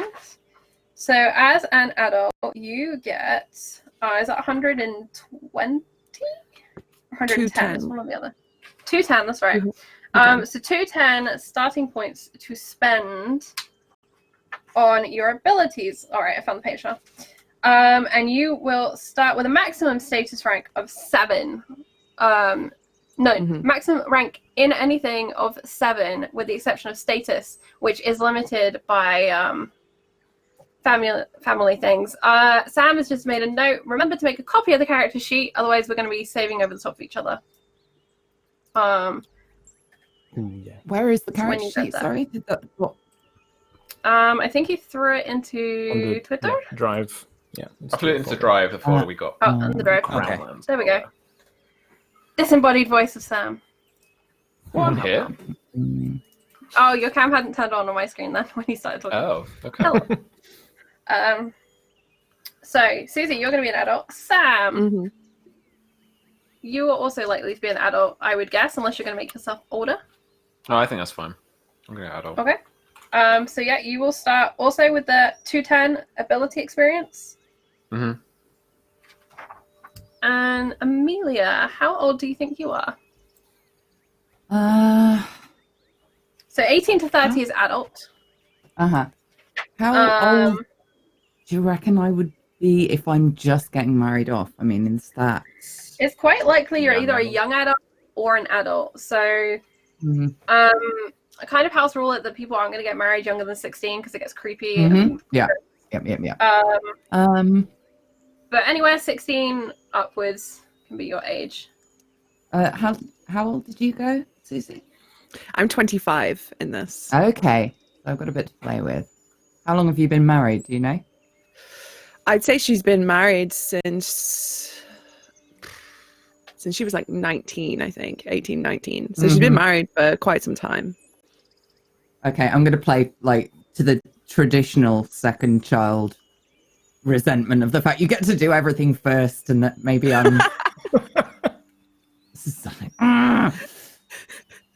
No, I love that because then I'll be like, as the natural eldest sibling, I had to be the guinea pig for everything. So you're welcome. Oh, no. I mean, this is going to be acting. I am such a first child. It is untrue. All right. Okay, so I reckon probably like 19, 20.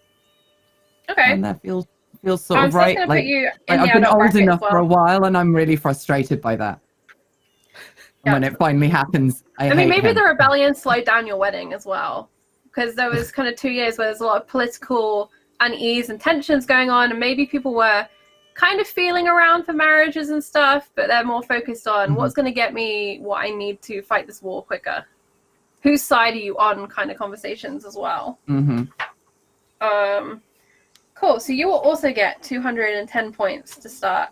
And we're going to do this kind of step by step to make it easy so people don't get lost and confused in the mathematics of things. All of your abilities begin at level 2. 2 is any person can do it kind of level. 3 shows that you're trained, and then 4 you become more kind of expert, and 5 is kind of like 1 in 100 kind of thing, and then 6 is like once in a generation is born someone that's talented, and so on and so forth. So let's start with that. The way these are allocated is a tiny bit of complicated maths, but we will try and make it as easy as possible. To go up to level 3, it is going to cost you 10 of your ability starting score. To go up to level 4, it will cost an accumulative 40, or if you want to do it step by step, it's 10 for level 3, and then an additional 30 to get to level 4, which is the total of 40. To get up to 5, it will then be an additional 30. So 70 overall, or 10, 30, 30 for 70. I don't imagine you're going to go above that. You could potentially get up to a 5, which adds another 30 again for 100. Oh no, sorry, that's level 6. I can't do maths. But yeah, basically up to that point. So the first level up you buy is 10, but then after that it's an additional 30 points. So the abilities are things like agility, awareness, cunning, endurance, fighting, knowledge, language, persuasion, status, survival, thievery, and will. Language is a very weird one, and I'm going to let Sam explain the rule on language. Do you want to use my house rule? I want to use your rule on language, please. Okay, so your language rating is how good you are with languages, how eloquent you are. And we're going to come on to choosing specialties soon, which are bonus dice that you'll get to roll. In addition to the number of d6 you roll is your ability score that you have on this sheet, right? What I do is I treat the common tongue, which is what most of Westeros speaks, so your mother tongue has the same rating as your language thing. So if I had language 2, then I'd also have automatically common tongue 2. And then I also treat other languages like bonus dice. So you buy them with your specialty XP, not with your ability score XP, because otherwise it gets very expensive. And in the core game, normally you would have to buy other languages with this XP that you've got to start with. I think it's just too overpriced in a way. Yeah. So if you want any other languages, then you can just buy some bonus dice. But you do require 3 in language to be able to read and write. 2 is your speaking and general. You can maybe make out 1 or 2 words, scratch your name, but you don't it's bare minimum literacy. Yeah. But level 3, you are good to go. Sorry, Charlie. Where my house rule kind of can be a little confusing is that if you've got language 3 and then if you've got High Valyrian 1 bonus dice, I still say personally that you can read and write bits of High Valyrian because you can read and write, but you know bits of High Valyrian, so you don't need 3 bonus dice in the language to be able to read and write that language. If you see what I mean. There are some vague nods. Cool. Okay, so we'll worry about it. If you want to be a master of languages for any reason, we can sort that out. The reason we're raising High Valyrian, for example, right now is that it's the language of court. So much like in England back in the day, everyone spoke French at court. It's a very similar thing. You're not likely to be speaking the common tongue when hanging out with Daeron and the crew in King's Landing. If anything, it is very much going to hamper your relationships at court if you don't speak High Valyrian. As I learned in a very painful lesson in our Game of Thrones game. But just something to keep in mind. So That's how language works. It is very likely that you are going to want a language of 3. So bear in mind that's going to cost you at least 10 XP at that point. And when we get to the specialty dice, we'll have a look at adding that. The first thing, however, that you need to buy with your XP is your status. With the house rank, I believe you can only be up to status 3. Let me double check it. Influence ended up at 12. Yeah, I think that's a 3. So your status is going to be no higher than 3. Okay. So Nuno, being head of house, you have to have a status of 3 because you will be the highest status possible. So that will cost you your 10 just straight off the bat. Yeah. I'm going to suggest that pretty much everyone else here, maybe with the exception of Shauna, is going to have to buy status 3 as well. You can argue it with me, but that's what I'm going to suggest. Shauna, you're welcome to go either way. But being what is Master status Arms. 2? What's that? So status is used as your initiative in intrigues. It helps decide who goes first.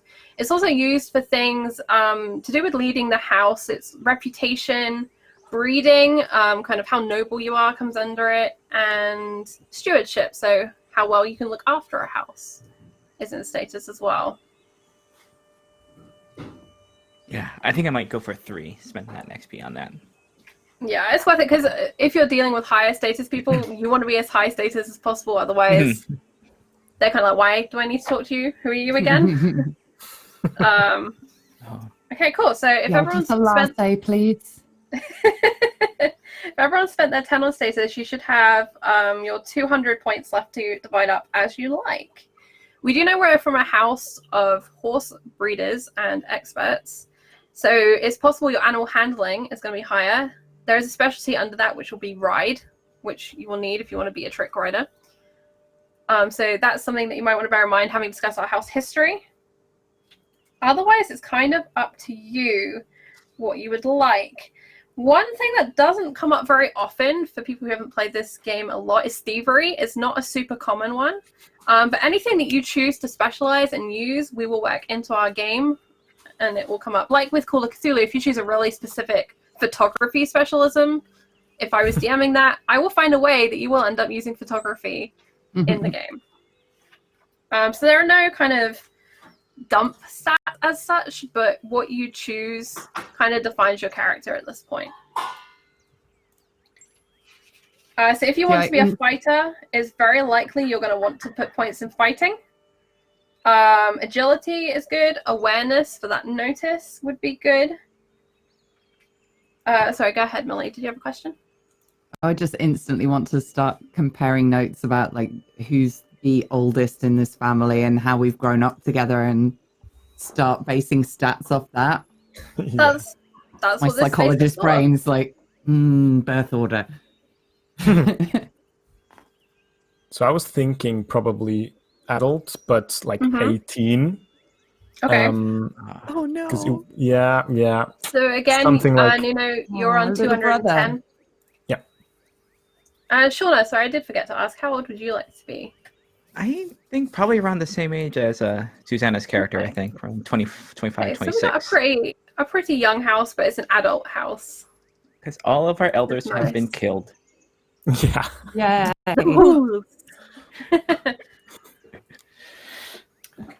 I am older than Nuno, Okay. Ooh.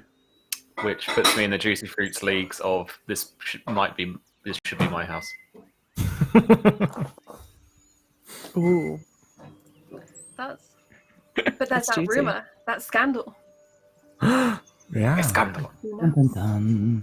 I have a question though, Sam. Being a Targaryen bastard, do you have any physical Targaryen features? Do you have light hair or spooky eyes? Yeah, I wonder if he's got a bit of that. I wonder if he's got light hair. I think he's He's got got to a have. streak like mine.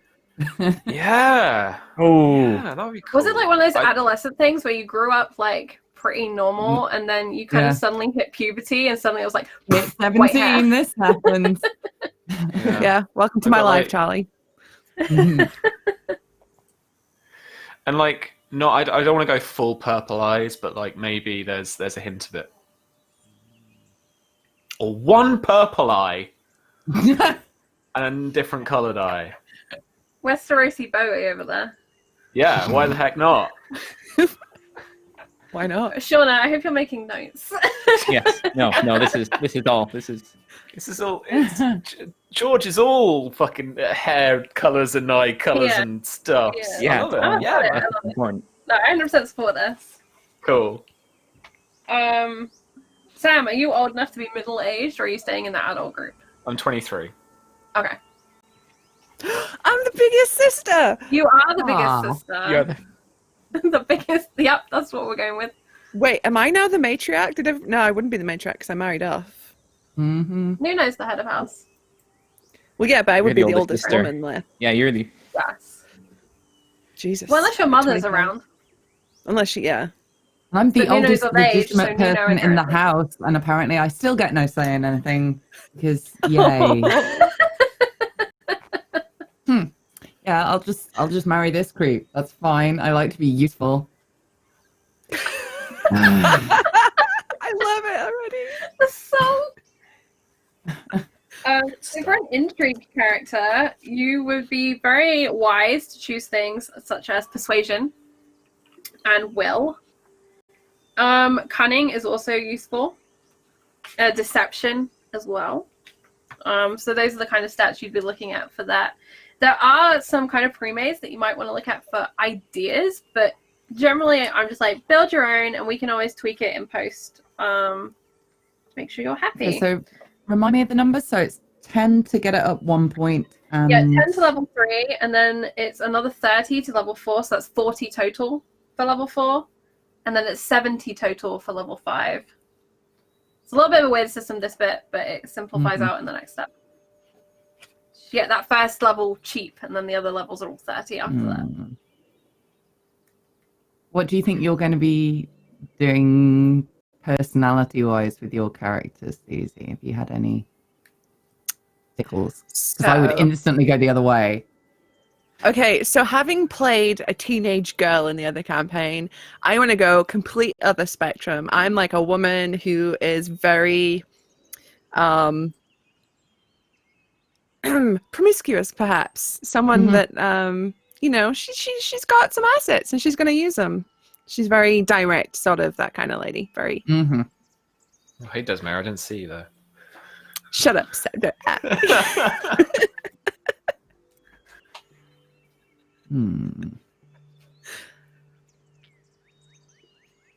But with extreme horse girl energy, as Charlie mentioned earlier. I think that might just be like a family rivalry. I think it's a that's family always forced us trait. together. Horse stuff. In which case, before next session, you all need to name your horse. I wish to know the name of all of your horses. But we'll worry about that later. Gonna name mine after a fucking dragon. Do it. Yeah, I think you probably have like Valerian the Dread or some shit. And it's Fuck like yes. little pony. Yeah. Valerian.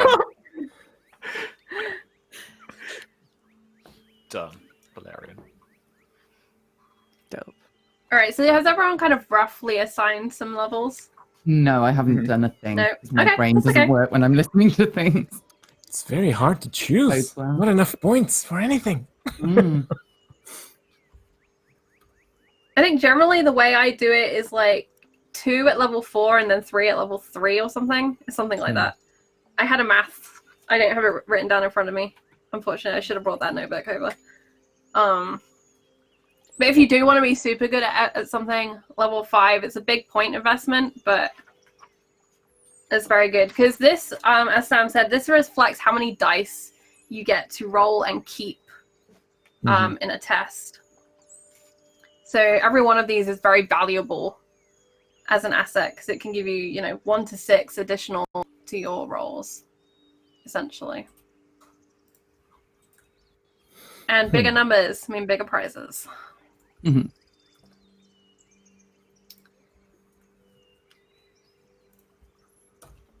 keep think forgetting I'm gonna- we're on stream, but I've just looked over and everyone is being very awesome. This game, It is a little bit crunchy. We have simplified down a few things for play to make it less crunchy. This bit, I think, sounds more crunchy than it actually is. The first time you do it, it's a little bit overwhelming. But the second and third time, you can knock this bit out fairly quickly because you know roughly what you want to build. So if you were going to be a tawny knight, for example, as we learned from doing various tawnies, you actually need a high animal handling because you are very reliant on your horse when you are riding in a joust. Sorry, Mingna, what was your question? What does will cover in this system? Will covers dedication and I forget what the other ones are. Courage, coordination, and dedication. So this is your intrigue defense. So when someone's trying to persuade you of something, it's your defense score. When you are trying to be brave on a battlefield, this could come into that. Trying to work with a number of people, it is literally your willpower. It's how strong of kind of mind you are in things and in your presence. Persuasion covers bargain, charm, convince, incite, intimidate, seduce, and taunt. Persuasion is a very big skill for intrigues, for communication with other characters and for getting what you want. Deception equally, though, can be used, and that covers things like acting, bluffing, cheating, and even disguise. So if you wanted to go more of a roguey character, that's doable in this system. There's also the healing skill, which is very useful if you know your other player is going to be fighting or getting sick. You can patch them right up and ship them out. But you do have a maester in the household who can also assist with healing, so you don't feel like one of you has to know a lot about healing. Recovering from wounds is really tough in this game. It is. Oh. Yep. Fights make a difference. You have to wait a while. Like, just don't do anything for like a week. Ooh, okay. And the way it is it's kind of like if you do like light exercise, it's going to make it harder for that heal roll. But if you do 100% bed rest, it will be better for your healing prospects. And obviously, the more experienced and talented the healer, the more likely they are to heal you as well. Okay, I think I'm kind of done. Might change a thing or two, but I think I've allocated 110. So. Okay. So just for the next step, obviously, if you're still doing that first step, that's fine. I can re-explain it or put it in chat for you. The next step, Nuno, is that you have 80 specialty experience. The way I'm going to translate this, though, is you have 8 bonus dice to assign. And these are your specialties. So these are those little subcategories, such as for animal handling, your animal handling charm, drive, ride, and train. You could put some into that. But you cannot have total dice in one specialty higher than your ability score. So, for example, if you had 4 animal handling, that's your cap for bonus dice in drive, ride, or train. Gotcha. But you have 8 total to assign. It's not a lot. But essentially what will happen with these bonus dice is if you had 4 will and 1 dedication and you roll that, you roll 5 dice and you keep your 4. So this kind of almost gives you like a free reroll situation on one of those dice to improve your results. Okay. So there are a lot of different specialties for each of the abilities. It's on page 55 if you're using the book. But yeah, and the way this kind of works is you can also mix and match things. So sometimes we might ask for a specialty from one thing, but your ability roll from another. So for example, let me think, what could we have? I don't know, an awareness knowledge, maybe, I don't know, where you kind of mix and match the skills. So it's not necessarily always going to be only on animal handling tests that you'll use X or Y. This kind of crosses over more for the social skills than other skills, but we've had it argued a few times. Can I use this with this? For example, Let's if roll. I'm fighting on horseback, it would be fighting plus ride or something like that. Yeah. Yeah, okay. Yeah. Exactly.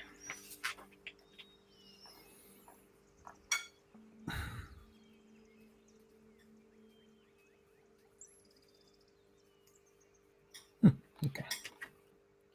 So there's lots of different specialisms and stuff. At this point, I'm going to have a look at chat, see how chat are doing. Lots of people in here. Thank you all for being here. This is the crunchier bit, but I'm very excited to see what everyone builds. Has anyone chosen like an interesting skill specialism that they like to share? Like you've decided that you actually do be really good at riding horses, or you want to be a healer, or high knowledge, or... I took 2 bonus dice in High Valyrian because I think as his inheritance came about and he figured out who he actually was, I think he then started to style himself more as like this kind of faux prince. So he actively himself learnt High Valyrian rather than, mate, Susie, I'm coming at you with the trilby, mate. This is it. No. Yes. He's going to be this guy. No, he's not, but he's not going to be all that nice. But like, yeah, I just thought it's actually the only +2 bonus dice I've got anywhere. Because I thought that he went out of his way to learn High Valyrian so that he could... I think he's like not run away, but like I think he's run off to the Court of King's Landing more than a couple of times and like hung out there for ages. Before they started shunning bastards. Like, no, So he's pretentious. just stay away. What you're saying? Yeah, pretty much. Yeah. He tries to fit in. Just speaks in High Valyrian to annoy people.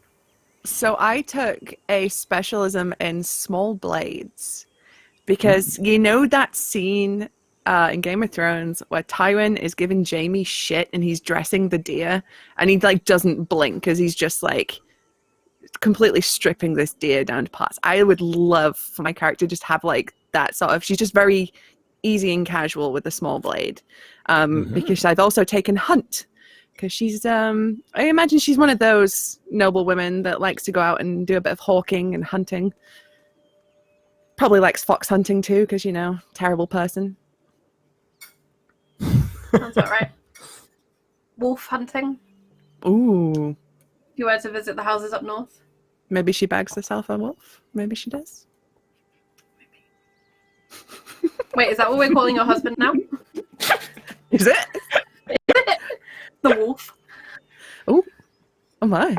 It's going to steam in here. Anyway.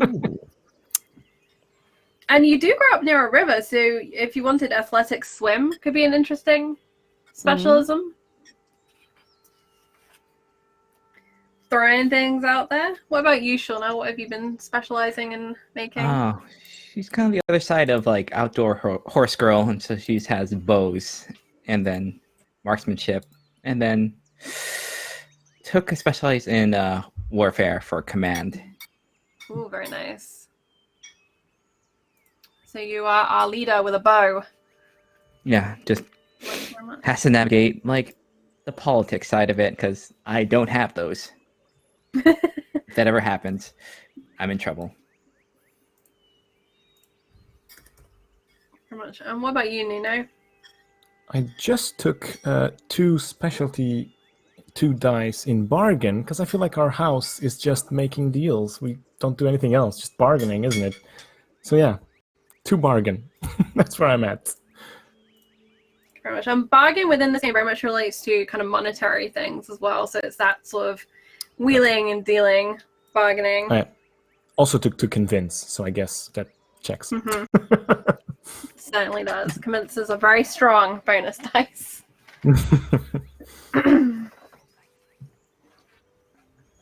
Awesome. So yeah, so it's 8 specialty dice basically for people who are now on that step. Assign as you like. We do have like a week between these 2 things, so you have time to kind of adjust this as we move forward. I think I'm going to have to write this offline because my brain's just going, no words allowed now.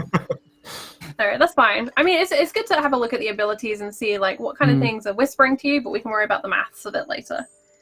So the other important thing is as adults, you gain 4 destiny points, and you can begin the game with a maximum of 3 benefits. I don't believe you have to take a drawback. I'm going to double check that. So basically the way this works is you will have... as an adult. You do take a drawback? You have to take one, but it doesn't have to be like a physical one. Okay, so the way you will do this is you will choose 3 benefits. You will choose 1 drawback. And I would suggest you keep that final destiny point because this is, it has a number of functions, but it can add a big thing to a scene. It can improve your dice rolls. We've got a modified rule set for the destiny point for this game that is in the cheat sheet. And if you're interested in our modified rules, we will be releasing them onto the Patreon for our patrons in a couple of weeks, in a few weeks down the road. They will be coming up for you. I did tell you that, Sam. Give me that face. We will be releasing to you guys what we're doing.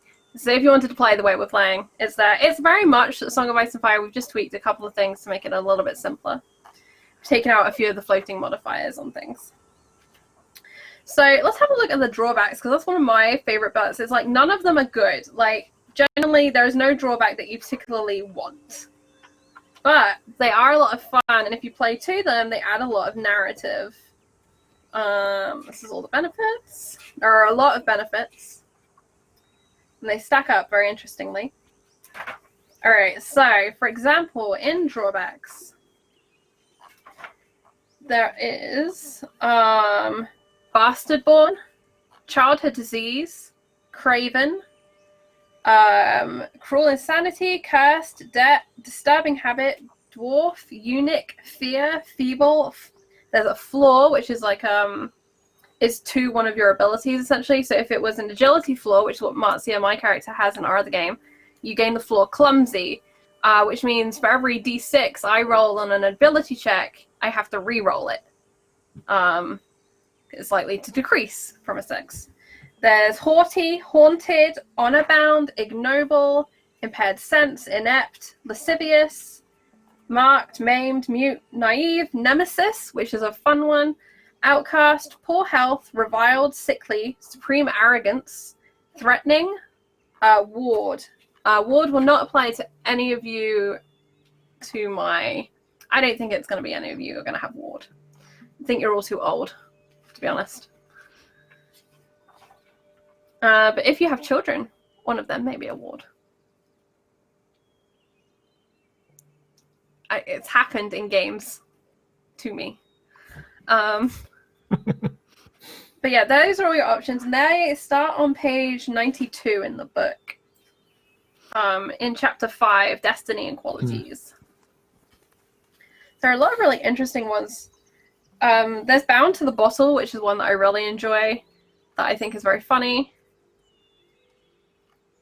So you turn to alcohol in times of stress or hardship, drinking away your worries. Whenever you are faced with a troubling situation, you must succeed on a formidable 12 will test or turn to alcohol to calm your nerves, drinking until you are drunk. While intoxicated, reduce all tests by -2. If you are drinking with other drinkers, such as at a tavern, you become roaring drunk and take -2D on all tests. The penalties remain until you get a good night's sleep. Each hour after drinking, you are entitled to an endurance test to sober up. And there's some additional rules for that. So get stressed and you may decide to get drunk. And alcohol in this game is technically a poison. It's one of my favorite little bits about it, is it treats alcohol like a poison. Like you put it on your blade and like stab someone with it. Oh, wow. Okay. Well, Yeah, no, but, Sam like, loved like, alcohol in this thing. Yeah. It has drunk all the time. Sure. It has like, yeah. But mechanically it works the same as a poison, which I Yeah. Oh, damn it, I don't have language for... I was thinking about eloquent, but... No, sorry, I'm skipping ahead. I've obviously taken Bastard-born, so Yeah. I will take -1 dice penalty. So what that will mean is if I'm rolling my Persuasion of 3, or... I usually take, so Persuasion tests, it usually means like an intrigue roll, like a Persuasion or Deception, depending on what you're using. So if I'm using Persuasion 3, I'll roll 3 dice, but I'll only keep the best 2. And that's what the penalty means. And So- it only applies, though, when interacting with characters of a higher status than you. Yeah, so 4 or Oh, above, I have picked a dice in status. So Okay. any of my half-brothers at court just be like, fuck you. Basically. Sam, I have a question for you. Sure. As you've kind of adopted the bastard name, what is your bastard name? So bastards for the Crownlands and the Dragonstone area are named Waters. They are. But with the acknowledgement of bastards as well, a few kind of got given names, a few adopted their own names, variations on Targaryen dragons and things like that. So I would be open to you giving yourself one of those names if you would like. Okay. Well, People may still call you Waters. Yeah. Well, I was not thinking necessarily to change the surname, but more thinking that like I was called something, and then I've tried to Targaryenify it as a first name. I would like someone to name me. I did this with an original group that I ran this first.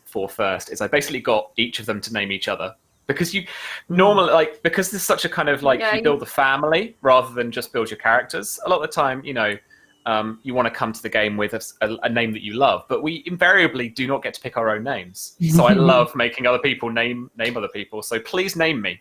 What was I called? I'm just imagining he was called James, and then he put an A in it to make it Targaryen-y. So it's Jaeeme. And Jamie nobody knows how Waters. to pronounce it. People look at it and they're like, Yeah. I don't quite know. like Jamie Waters. Can you not Waters. read and write? That's not how you spell that. Jamie Waters is being changed to Jaehaerys. Jaehaerys Waters. Oh my god. Man. You can't just call yourself Jaehaerys. What a stick. Watch me. Combined with the naming of the horse after a dragon. Oh my god. Oh, yeah. Yeah. So good. Yeah. I'm glad he's illegitimate. I feel like think- you're having that awkward teenage phase really late in life. Oh yeah, 100%. No, That Mum, emo- my name is Sephiroth. Basically what you've done. Yeah, no, I think this is a step too far, but I was looking at the benefits and I looked at artist and I was like, But I can't make him one of those really wanky teenage boys who's all like, yeah, my art, and it's just some fucking scribbling on a he's not an artist, but he thinks he is. He's a Westerosi Banksy. Thinks Yeah. he's changing the world. Yeah. One trading post at a time. Just scribbling on the wall of it. Really makes you think, A tavern. though. Yeah. Draws a knight with a flower instead of a sword. What if, though? Westerosi, modern art. Oh god. Oh I my can't God. do that. I can't do it. I'm sorry. I can't. Oh, wait, there's a drawback that's Nemesis. I think I want this. I don't know why, but I think I want the Nemesis. All right, so with Nemesis, I'll read it out. You acquire a destructive enemy, an individual who holds you in utter contempt, whether you did something to deserve it or not.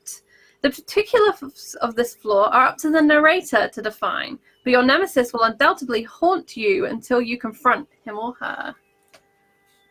So we will have a discussion, Nuno, and this will be a figure that will be here to ruin your life. Perfect. And your family's life. And their families' lives. It's probably so one on of the and- Gaunts. I think this may be not a Gaunt, maybe someone else, because I think Millie is marrying a Gaunt, and I'm already ruining someone else's life for the Gaunt. Oh, yeah. Okay, fine so then. maybe someone else. Well, in the yeah, capital. Nuno, this is what I would wonder for you: is did you participate in the Battle of the Red Grass Field? Hmm. Because I'm thinking I would have. Yeah, I think I would. Probably one of the first outings or something like that. Like proper combat. Yeah. And somehow was the oldest brother to survive the battle. Yeah. Yeah. Which just also means you've got to have witnessed your father dying, or your eldest brother dying as well.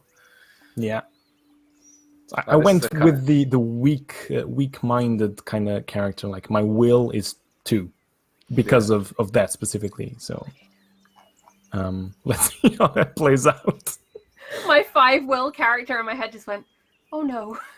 Poor summer child. It's the only Looking thing at keeping my you afloat, intrigue mate. defense after having Maria, and I'm like, oh, it's a single digit number. Now, Don't like normally that. in the rule Oh, set, you okay. can reduce one of your abilities to 1. And you would gain, I think it's a destiny point. Yep. But this is what I'm going to offer you all, because this is only a 12-week run. You can reduce one of your abilities to 1, and you can increase one of your other abilities by 1 level. It's significant. Any one ability. Any one ability. So you can go from a 4 to a 5. You cannot go, I'm going to say, above a 5 using this. Okay, fair. Because Oh. that's it. Okay. So it is significant, Yeah, all right. but we're only here for 12 weeks. And I want you guys to rock and roll. And I'd rather you gain an ability than another benefit at this point. Ooh. Okay. So it's essentially worth 30 points to you if we were talking about it in points terms. Cool. Sam's very happy over there. I can see him. Oh, what do I take, Charlie? Oh. Oh, I don't know. Ah. Oh, okay. Yeah, so that's kind of the drawbacks, and you will take one of those at some point. There are lots of tasty ones, and the converse of that is, of course, the benefits, which is an even longer list. And these can almost exist like talent trees, if you're familiar with World of Warcraft or kind of other games like that, where you put a point into one and then you can go down into another one and so on. For example, warging, which Bran does. You can start out with having warg, an animal cohort, which all of the Stark children kind of gain to begin with in the form of the wolves. This is an animal that follows you complicitly. The next step is warg dreams, where you can start kind of entering the mind of the animal, and occasionally your will might be able to control it. The next step beyond that is full warg, and so on and so forth. So it's kind of like a talent tree, and it begins to stack in that way. For fighting, there's a blades kind of talent tree, 1, 2, and 3. I think the levels are called, essentially. And yeah, so they're kind of cool in that respect. There's things like blood-based ones. So you can have Blood of Valyria, Sam, for example, could be a benefit that you have as a Valyrian bastard. Yeah, I was going to take it. I wanted to ask very quickly, because you want to get rid of the static modifiers. So it says normally that before engaging in an intrigue, your status can count as 1 rank higher for the purposes of influence a target without engaging in the intrigue. So if it's just someone fairly low-born. So don't worry about that too much, but like it says, whenever you test persuasion to intimidate, you add +2 to the results. Can it just be I would just give you another bonus dice. Yeah. Cool. That's fine. I'm definitely taking that, I think. So this is kind of for people who are interested in how we're modifying the rules. There's a lot of it is just taking out these floating modifiers or static modifiers, and we're generally turning them into a keep dice or a bonus dice, depending on how valuable we deem them. So that our players are mostly going to be worrying about how many dice they keep, how many dice they roll, and that's it. We're not going to be adding additional numbers after that.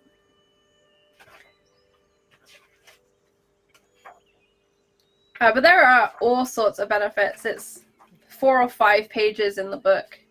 Green Sight's a real fun one, where you get the prophetic dreams, where you see strange signs like the stag that kills the wolf, things like that. There are other ones like Anointed, Artist, Danger Sense. I'm just flicking through and reading out. Favored of the Small Folk is a good one. You get improvements to your rolls when kind of intriguing with small folk, but you can also have Favored of the Nobles, which is kind of your higher status characters. What else is in here? Heir, which Nuno you will have to take, and then to get Head of House. So you would end up with Head of House as yours. That's going to be one of your destiny points because you are Head of House. But this is going to improve your status rolls. I think it's a +2 modifier, but again, we're going to turn this into an additional bonus dice for you. Okay. So Head of House reads, you command your house and are responsible for the upkeep of your lands, the security of your people, and the dispensation of your fortunes.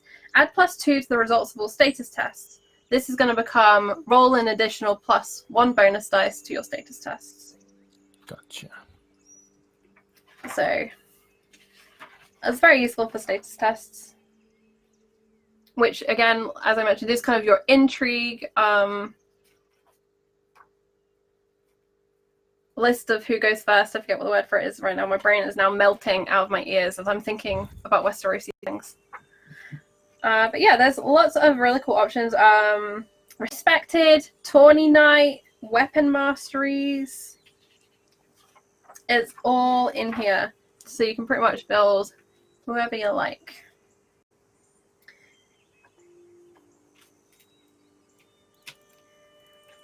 Is anyone feeling drawn to any particular benefits? Susie, like attractive, for example. Mm-hmm. Yeah, From what I've you were taken it. describing. Yeah. And charismatic. So that is usually just a flat double plus stack. 2. That'll become a bonus dice. Bonus for you. die. Yeah. So hey, if you get in an intrigue or it looks like I'm trying to bone down, don't fight it, because I'm gonna win. I think your It's drawback stacked. should be lascivious. Me, lascivious? I never. Oh no, lecherous. Is that what it's called? Lascivious. It's lascivious. It is lascivious, yeah. So instead of it being, oh no, that just stays as it is. So this is what lascivious reads. During an intrigue, your first persuasion test must always use seduce. You also take a -2 dice on all persuasion tests made to charm. So people know of your reputation as a seducer. But the great thing about this game is there are opportunities for you to change these. Your reputation may change. You may gain an additional drawback or benefit.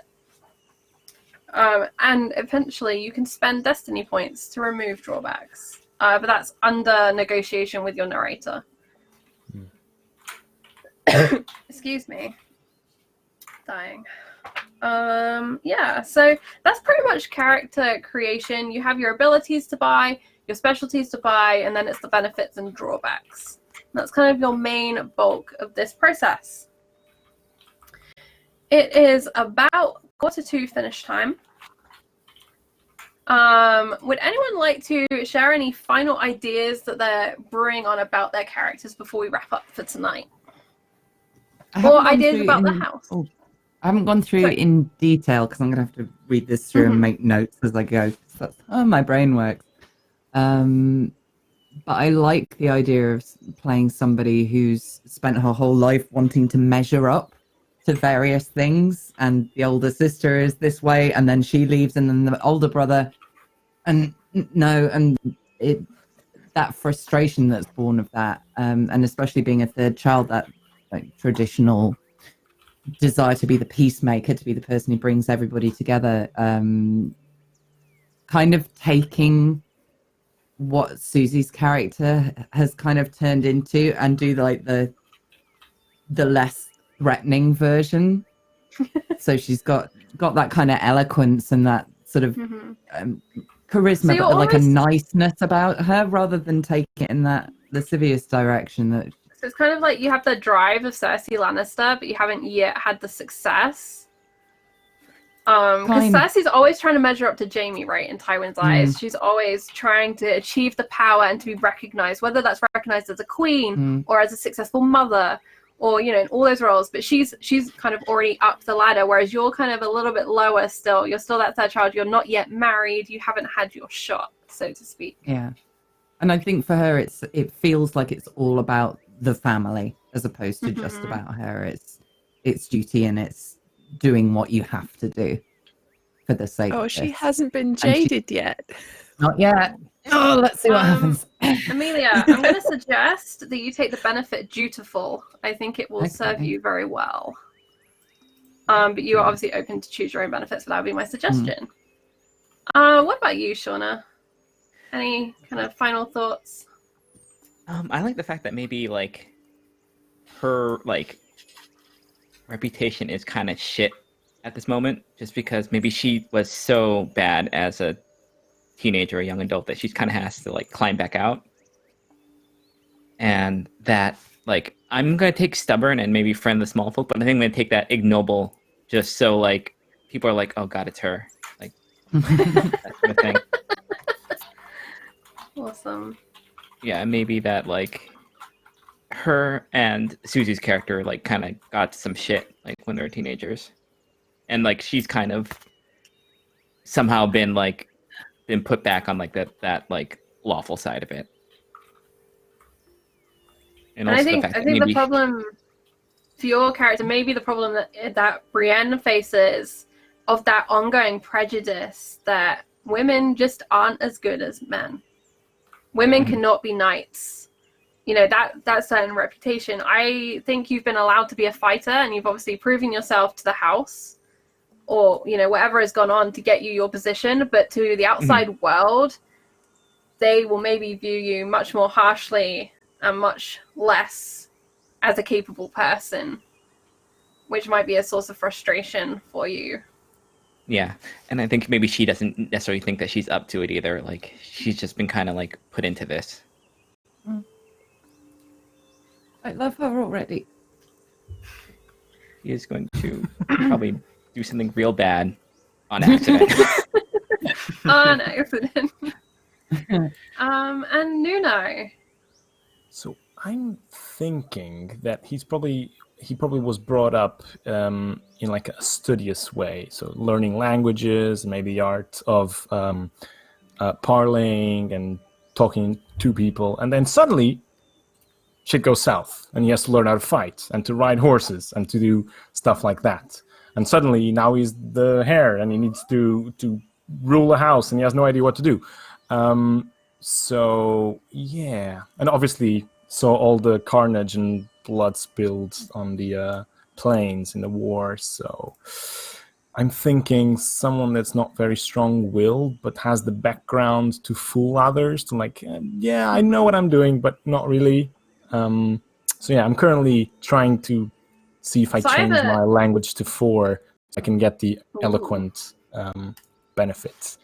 I have a suggestion for you regarding your nemesis. You were on the battle at Regras, and you see your elder brother cut down. And in a fit of just, that's my brother, I've got to get to him, you cleave through someone, and that's someone else's brother.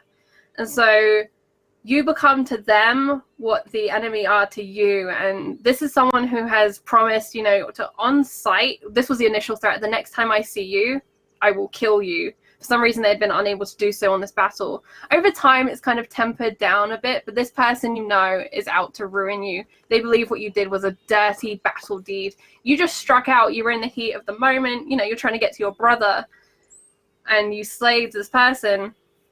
But the other side viewed it as, you know, dirty tactics or whatever, and have sworn this oath against you. Yeah, I like it. We will come up with a name for this person. Maybe chat, why don't you put some name suggestions in the box for our nemesis? Let's let chat name this nemesis for us. I will have a flick through in a moment. Oh, I was like, wait, did I turn that on? I was like, nope. You know. I was like, how did I do that? That was impressive.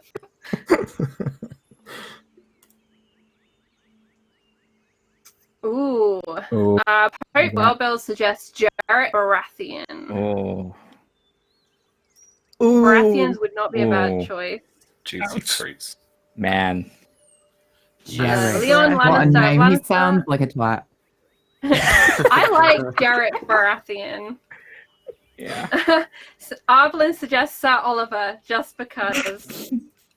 You get out of no. here, Adeline. No, You get out of here. no, veto. I think we're going to go with Jarek Baratheon. The Mm. Stormlands are just to the south, so they're those ominous mountains in the distance.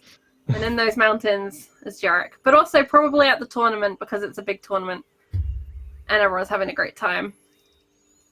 Awesome. And Sam. Final thoughts? I wanna do a little deal with you. Okay. Or I have a case to make. I want to take treacherous. Okay. Which lets me usually, when I use deception, add my cunning rank to my deception test results. My cunning rank is 4. Mm-hmm. seeing as all my bonus dice are stacked in Persuasion, I have no bonus dice in Deception. Can I get that as a +1 dice? Yes. That's what I wanted. Thanks. Sorry. I mean, hypothetically, mathematically, it should average out as a +3. So it works out about the same. Potentially a +4 if we take it up the other way. So it works out the same. And any other haggling, Sam? No, I'm good. I'm taking Okay. Courteous and Treacherous, Oh, as well as Blood of Valyria and Bastardborn, obviously. And Susie. So sorry, you caught me mid-stretch. I'm sorry. I'm going to do attractive, charismatic, I'm lascivious. But I was thinking that perhaps being entirely on brand, having an animal cohort. What animal? You know the answer. I think Stream should hear the answer. What animal? What animal, Stream? What do you think it is? Do you think it's a dog? Because that's why I'm asking for a dog, but not a corgi, not a corgi. Yes, you may have an animal cohort. That is a dog. It's like a Specifically big a dog. dog and not a wolf. Yeah, you can have a big dog. Like a hunting Big dog. 'cause hunting she's dog? She's a huntress, so like an Irish wolfhound or something like that. A big dog. All right. Yep, I'm down. Big old doggo. Big old dog. All right, and I think that is going to bring us to the end of today's stream. Let's quickly do our outros and plugs. And thank you so much to everyone in chat. I know this has been kind of a quiet session 0 in a way, but a lot of fun tales hidden here in our conversations about this house, its histories, and its potential futures, which is what the player characters represent. So let's dive around. So here we are, where we can find you on the internet.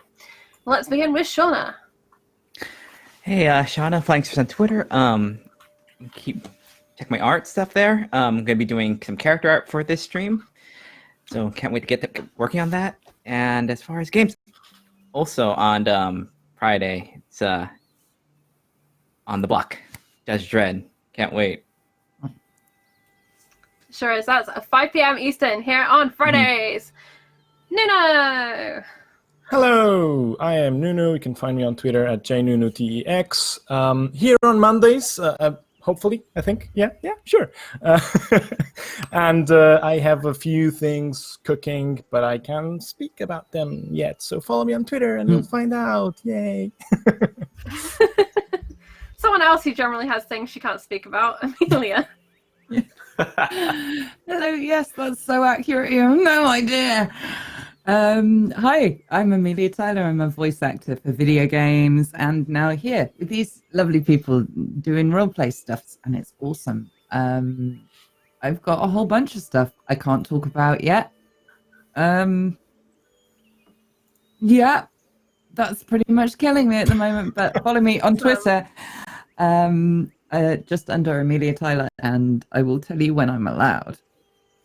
Feel my pain. Keep an eye out for Millie's streams, whether that's on her own channel or jumping into Jay Britton's channel, because they are hilarious. And what a duo. Thanks. Speaking of a member of a duo, RPG Webby, aka Sam of Black Cats Gaming. Oh, look, that's me. Yeah, so by day, I am the head of RPG development at Modiphius Entertainment. We make all sorts of cool games like Star Trek Adventures. We're making a Dune game. What other ones do we talk about? We're making Acton Cthulhu 2D20 edition, all that kind of stuff. So watch this space for more of that. You can follow me around the internet at RPG Webby, or you can follow me for my other indie publishing arm, Black Cats Gaming. We are publishing a game called The Spy Game very soon that we kickstarted, and it is a 5e modern action espionage RPG, all about agencies being spies and rocking around with that, all with a familiar 5e system.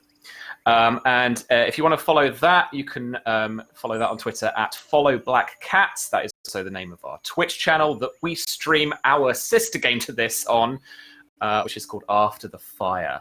And that is me, yes. And Susie. Hi, I'm Susie, otherwise known as Susanna Grace. I'm a variety streamer who does video games, art streams, and tabletop RPGs. You can find me all over the internet at Susanna Grace. You'll find me here on Wednesday for Session 0 of Zweihander, Betrayal of Hearthhome, with a bunch of fabulous people, and I'm very excited for that. And on Friday, Judge Judy is back in Judge Dredd. And next week on my channel, next Tuesday, is the return of Grains of Truth, which is our Witcher TTRPG, which I play a fabulous sorceress who is, wait, the same character. Damn it. I have a type. As Sam mentioned, I am the secretive third arm of Black Cats. So if you do tweet at us or anything like that, you're actually telling me, it'd be really nice. Awesome. Please do go and be really nice to all of these people and check out all of those things. I think you've covered pretty much everything that's going on in Encounter Roleplay this week. So Wednesday, Session 0, Zweihander at 2 p.m. Eastern. Friday, On the Block, 5 p.m. Eastern. And Saturday, we have the first part of our Good Society two-shot, Encountering Good Society, in which I'm going to be playing Major Annabelle Fallow, and it's going to be great. I'm very excited for that. That is at 3 p.m. Eastern on Saturday. And it's going to be this Saturday and next Saturday. Please come and hang out. It's going to be super fun. I'm very excited about it. And keep an eye on Encounter Roleplay because we have a ton of announcements for the new season, which kicks off officially, starting with this show on the 20th of January. So put it in the books. That whole week is bumper to bumper with beautiful people and beautiful games. You have all been beautiful. We've been beautiful. YouTube, thank you so much for being here. Twitch, you are awesome. We will see you very soon. Try not to roll too many nat ones, aka pulling a Nuno, because we want to be there laughing when you do. Good night, everyone.